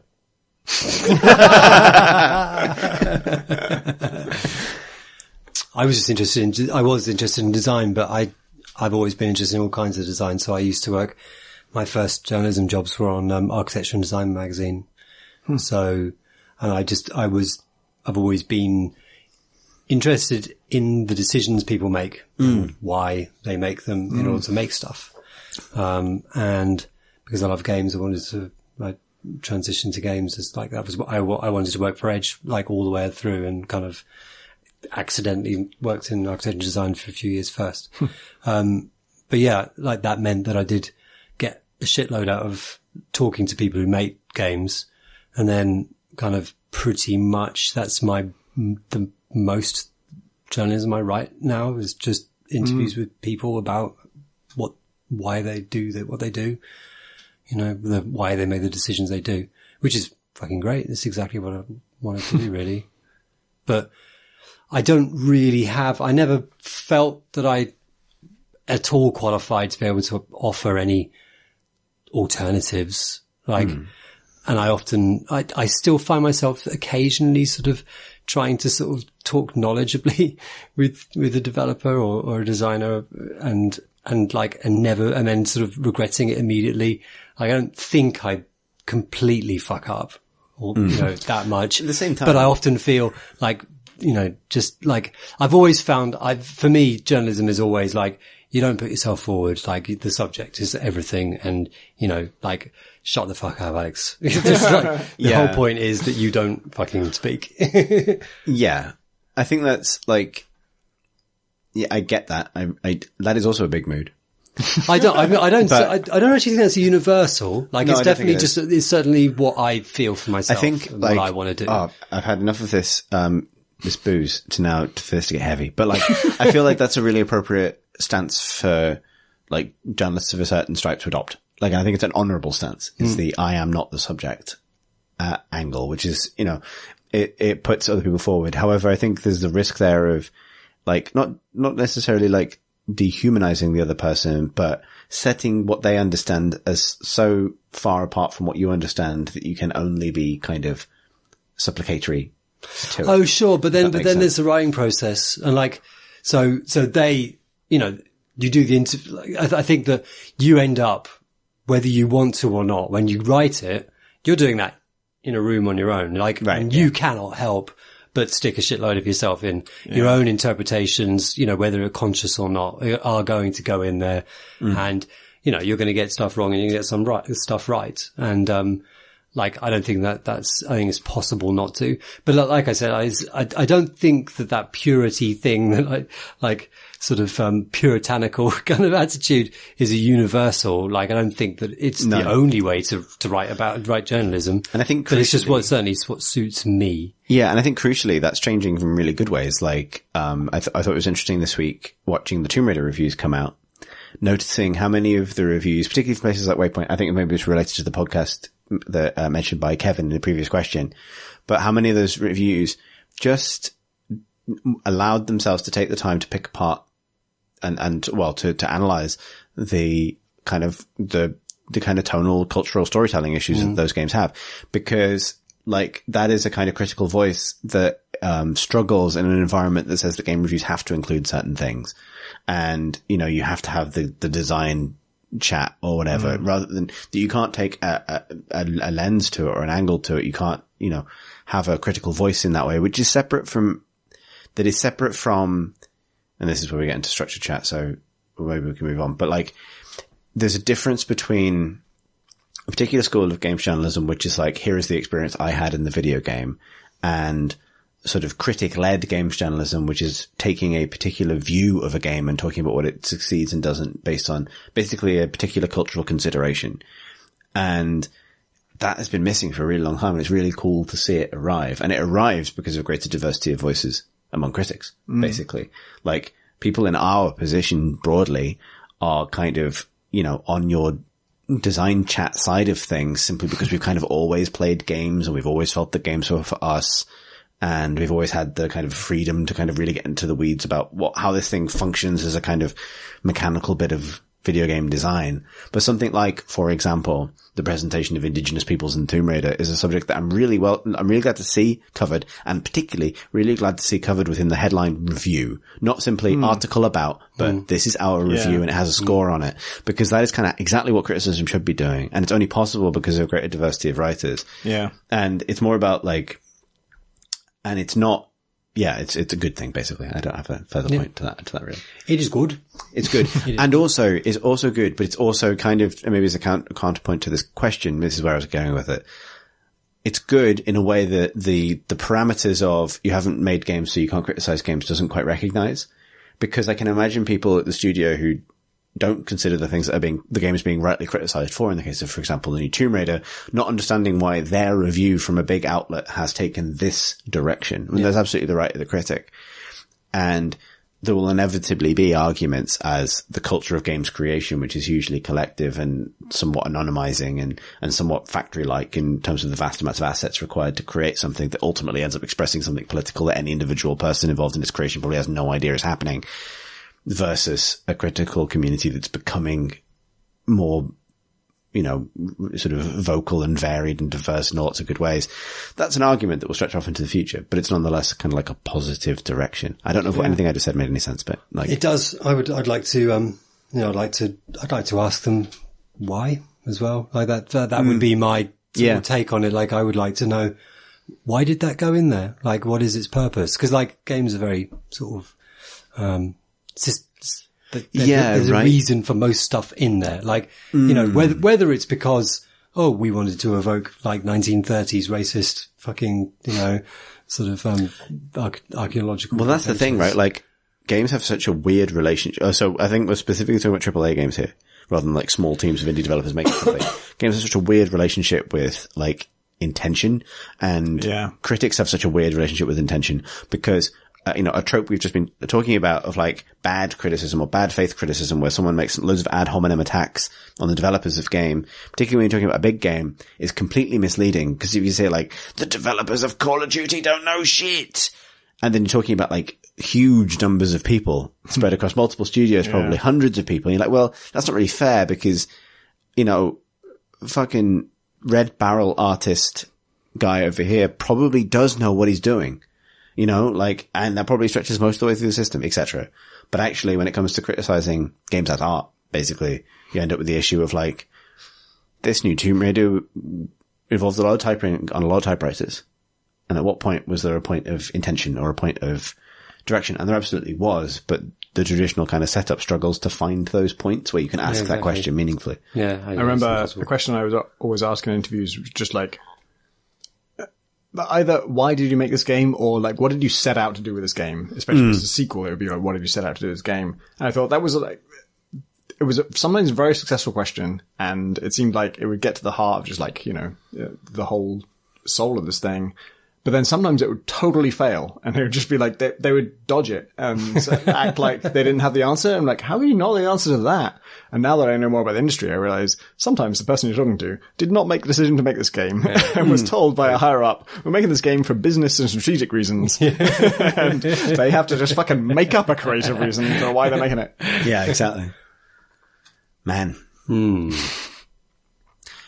Next question. My voice is going. Comes from, Jams from Discord, who writes, hello party gamers, turn to the person on your left and recommend to them a game you think they'd like that they probably haven't played. Do the same with the person on your right, but with a game they'd hate. This isn't a question. That's from Jams. And this is a rare example among emails we've received where we sat here basically like heads in hands in silence for about 5 minutes figuring out answers to this that we haven't revealed to each other yet, so that we would not have that experience on the actual podcast that we're recording. It's a very good question. It is very good. It gets into games and it gets into us. And what we know about each other, because we had to guess about games we haven't played, so we might be wrong about this. Should we start with games we like and go around the circle? Yeah, we'll go round this way and then round that way. Okay, bad, so and that then means good and bad. So good then bad? Good then bad? Or bad then good? Yeah, good. Good then bad. Okay. Alex, you seem like you're volunteering to go first. Oh, okay. So recommend to left, Tom. aren't I? Yeah, recommend to Tom a game you think he would like. Tom, for Christ's sakes, why haven't you played Exapunks yet? Oh, it's very new. It's so you. Yeah, so you haven't really. Do you actually want me to answer this? Because I can't. It's like answer a series of interventions. I loved Opus Magnum, and I haven't finished it yet. And I gather Exapunks is less user-friendly than Opus Magnum, and Opus Magnum was already quite demanding of me. I can see danger for you. I can definitely see danger for you, but yeah. And also, Opus Magnum was a bit of a revelation for me. I had played a bunch of Zachtronic stuff. Space Chem I never got on with as much as other people because it felt like programming. and it is programming. All his games are programming. But Opus Magnum makes it a very visual and satisfying and beautiful experience. That's interesting. I think Infinity Factory was close. I really liked Infinity Factory. I didn't complete it. I guess I've never completed any of his games, but, there was a certain time where it got overwhelming for me. It was just like, there was so much going on and I couldn't keep it all in my view at once. And Opus Magnum doesn't have that problem. And so I should complete Opus Magnum. I feel like if there's any of his games I'm going to complete, it will be that one. And until I do that, I probably won't play any others. I think I misjudged it then, because like I definitely thought there was a fear that you might think that a programming game would just be like work. Yeah, that's part of it. Opus Magnum does such a good job of making it not like programming. It is algorithmic, but it's so visual and so spatial and you know, there is that programming track down the bottom, and I spend 90% of the time looking at the board rather than that. Whereas something like Space Chem, it was all about the algorithm. Yeah. Continue around the circle, Tom. Okay, so you got my first thought was, did you play Morrowind? Yes. Okay, shit. Did you play Ultima Underworld? Yes. Shit. But actually not like, I was too young, so like not a lot, like not to the extent that I understood it. That's a good recommendation, because I really should go back and kind of... Yeah, Ultima Underworld was the game that sold me on games, basically. Like, it was the game that made me realize a game is not about a high score. Like, it's not as simple as Space Invaders. It's, Ultima Underworld was like, oh shit, I went underground and now there's a fucking world here and the orcs have their own society and I can trade with them instead of fighting them. And it just like opened my eyes to like the whole thing about games being worlds. Yeah. And so, and it also just had this sense of like mystery and the unknown that I haven't really had since, actually. Like, cause you just go deeper and deeper and you have no idea what's down there. And there's always, you can only ever see 10 feet in front of you. And there's like rivers down there and caves down there and weird societies. And the deeper you get, the more kind of mystical it gets. It has a really good arc to it that way. Like, I played Ultima Underworld so young, I didn't really understand anything about it. It was just, you know, the suggestion of atmosphere. So, but Ultima Online had exactly that effect on me. Like, Ultima Online was like, I played that before I played most big RPGs, that and Baldur's Gate. Like, the two games that were like, games can be much bigger than this. So yeah. Good recommendation. When I joined PC Gamer, Morrowind was, I was the only person who liked Morrowind. What? Like, I joined and like, most people hadn't played it, and I think Ross was the one who reviewed it, and he's just thought, it's not that great. And I was like, oh my god, you guys are idiots. Morrowind's amazing. And so that like made me the Elder Scrolls guy, and then Oblivion came out, and it was amazing because like everyone was super excited about that, but I was the Elder Scrolls guy. I got in there first because I did my time. I wrote my long plays about Morrowind. Yeah. Man, I love Morrowind. Alex, so I struggled with this because you've played everything. So I've gone a bit more recent. I think you would like, Hunt Showdown. Oh. Have you played Hunt Showdown? No, I haven't. Fucking get in. Yeah, I am interested in that. So, very evocative art style. Yeah. Very moody horror atmosphere. I think I've spoken about it in the pod before, but I played it again recently and it's really shaping up. It's really coming along.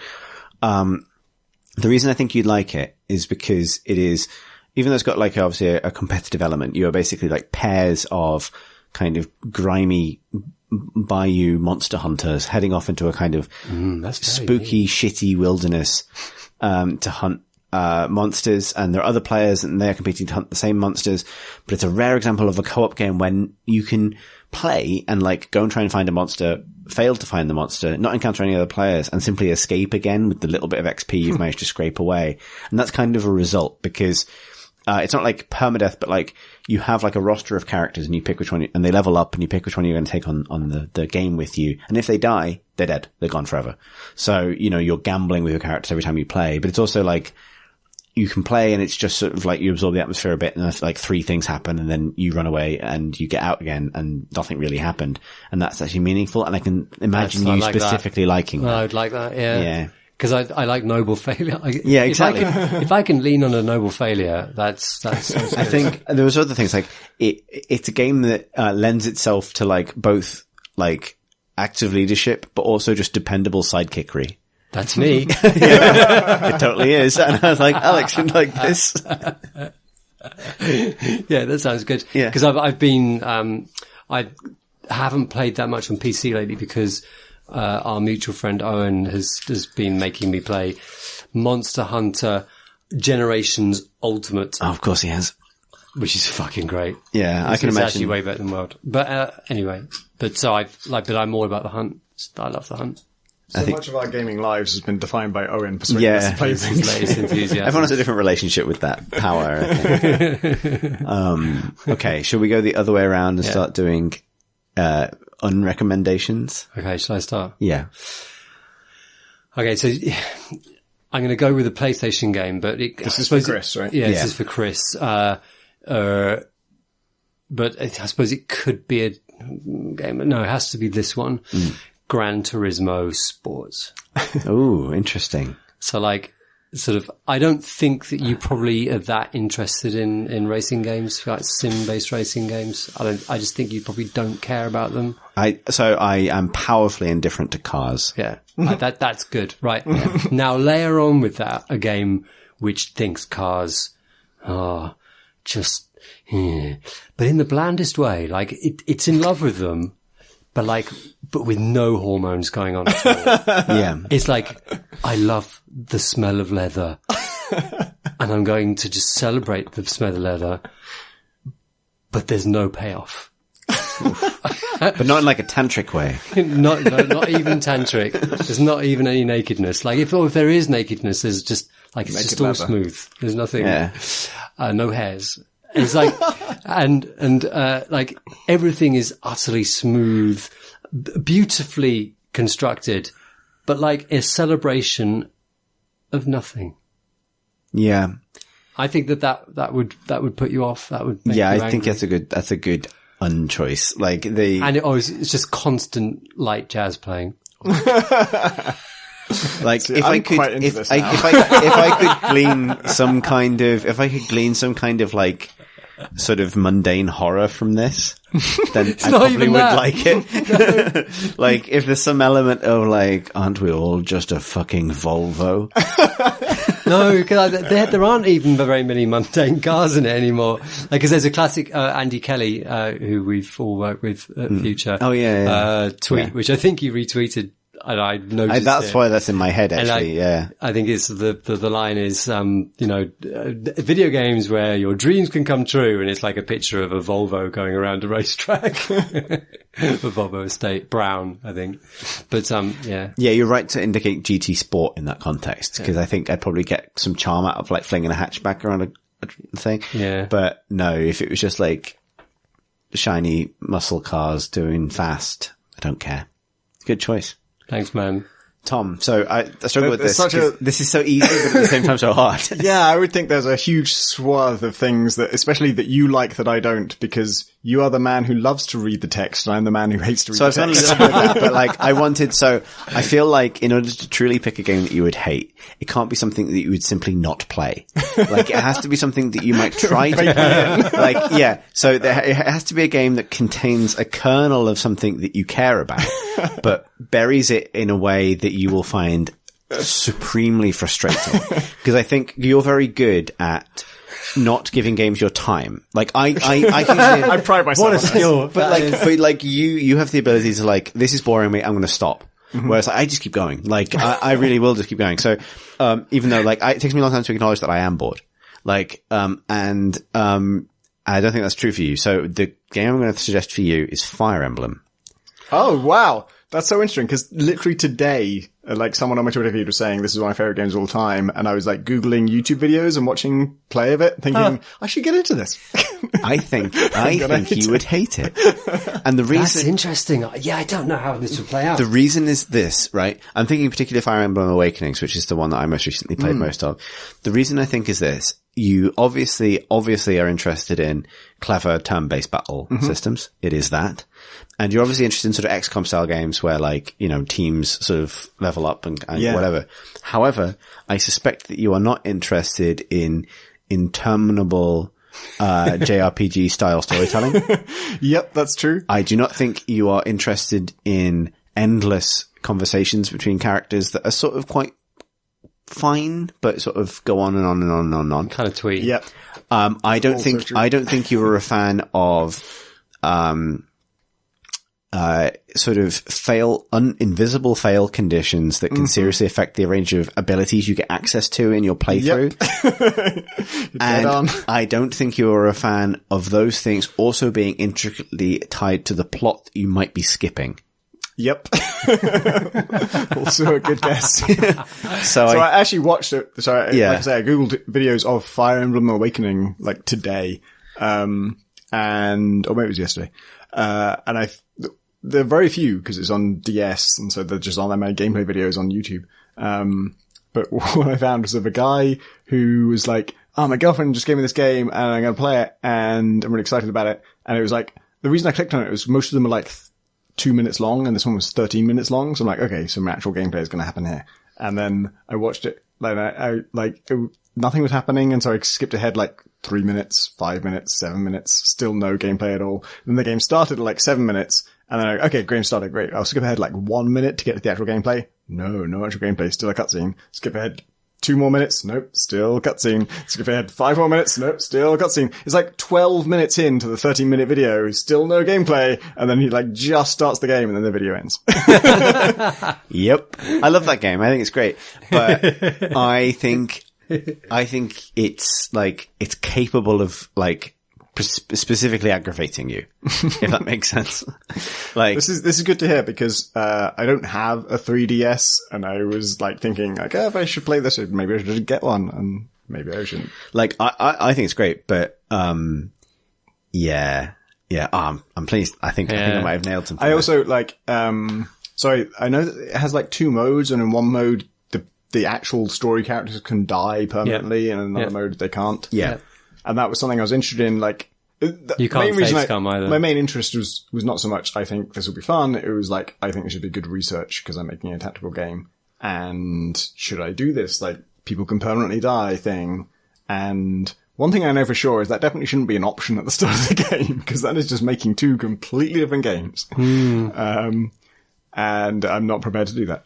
And also I think I'm pretty much committed to the idea that my story characters can't die in this game. I just think that's actually partly from playing Detroit, where I realized like story branches from gameplay failure are just profoundly uninteresting to me. Like as soon as I've failed in the gameplay sense, I don't care what the story says about that. I want to rewind and just do it again and make it right. Yeah, don't play Fire Emblem. Okay.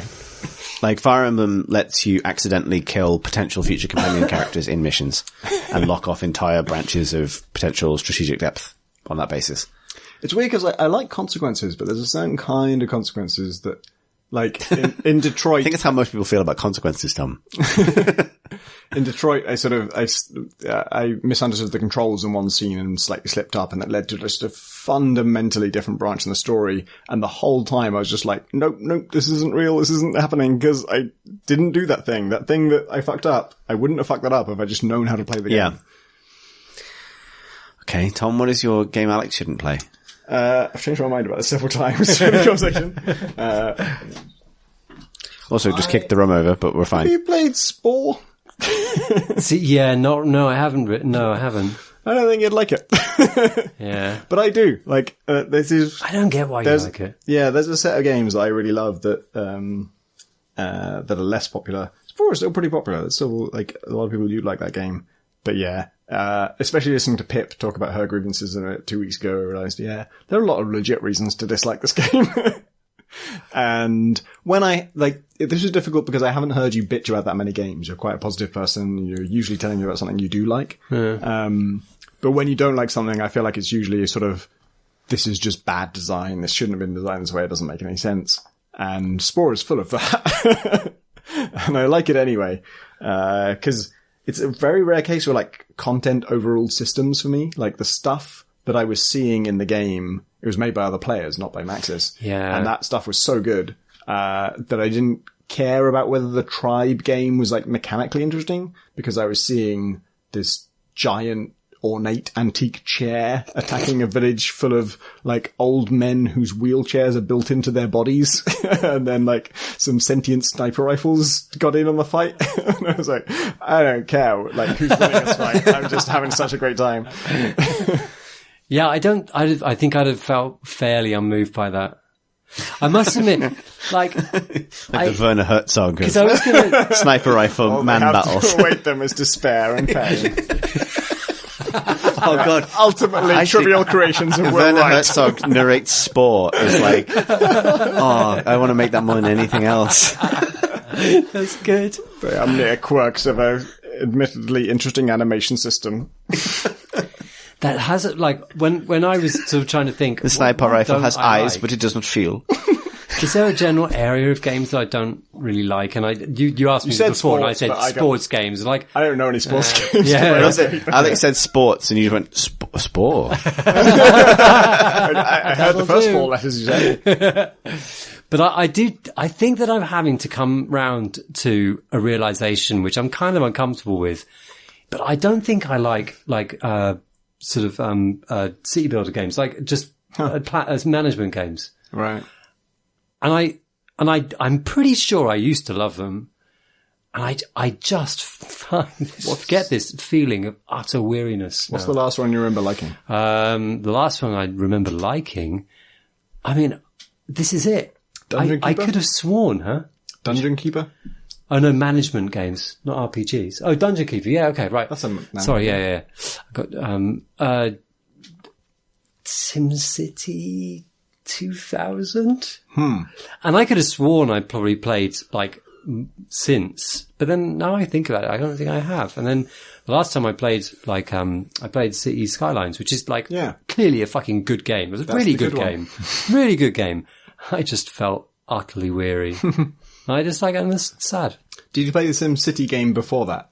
Was it SimCity 4? I did actually. Oh no, I did. I did play a bit of that, and I felt equally weary. Right. I feel like that. Oh no, slightly more weary. Was a catalyst for a lot of the love of City Skylines. Was like first the bad SimCity game made everyone sad about SimCity, and then City Skylines came along and said, "We don't have those restrictions. We fixed that, and you can do this thing," and everyone got really excited about it. Yeah, and I think it's. Yeah, I just felt weary. I think it's tired. Oh, I don't know. We're all tired, aren't we? Yeah. When it comes down to it. All tired. That was good. That's all the questions we've got time for. If you'd like to send us a question for each episode, you can email us at questions@crateandcrowbar.com. You can also tweet us at Crate and Crowbar. As ever, this podcast and its spin-offs are supported by the Peyton Pobar. The Peyton Pobar Cratereon. Or the Crate and Crowbar Patreon, as it's also known. You can find out more about supporting the podcast at patreon.com/Crate and Crowbar. And thank you very, very much to everybody who does. It's very much appreciated. You can find, obviously our stuff on YouTube, oh, for fuck's sake. www.youtube.com/ for fuck's sake. Crate and Crowbar. It's all Crate and Crowbar. It's all Crate and Crowbar all the way down. If you'd like to follow us as individuals, that's an option that you have. Tom?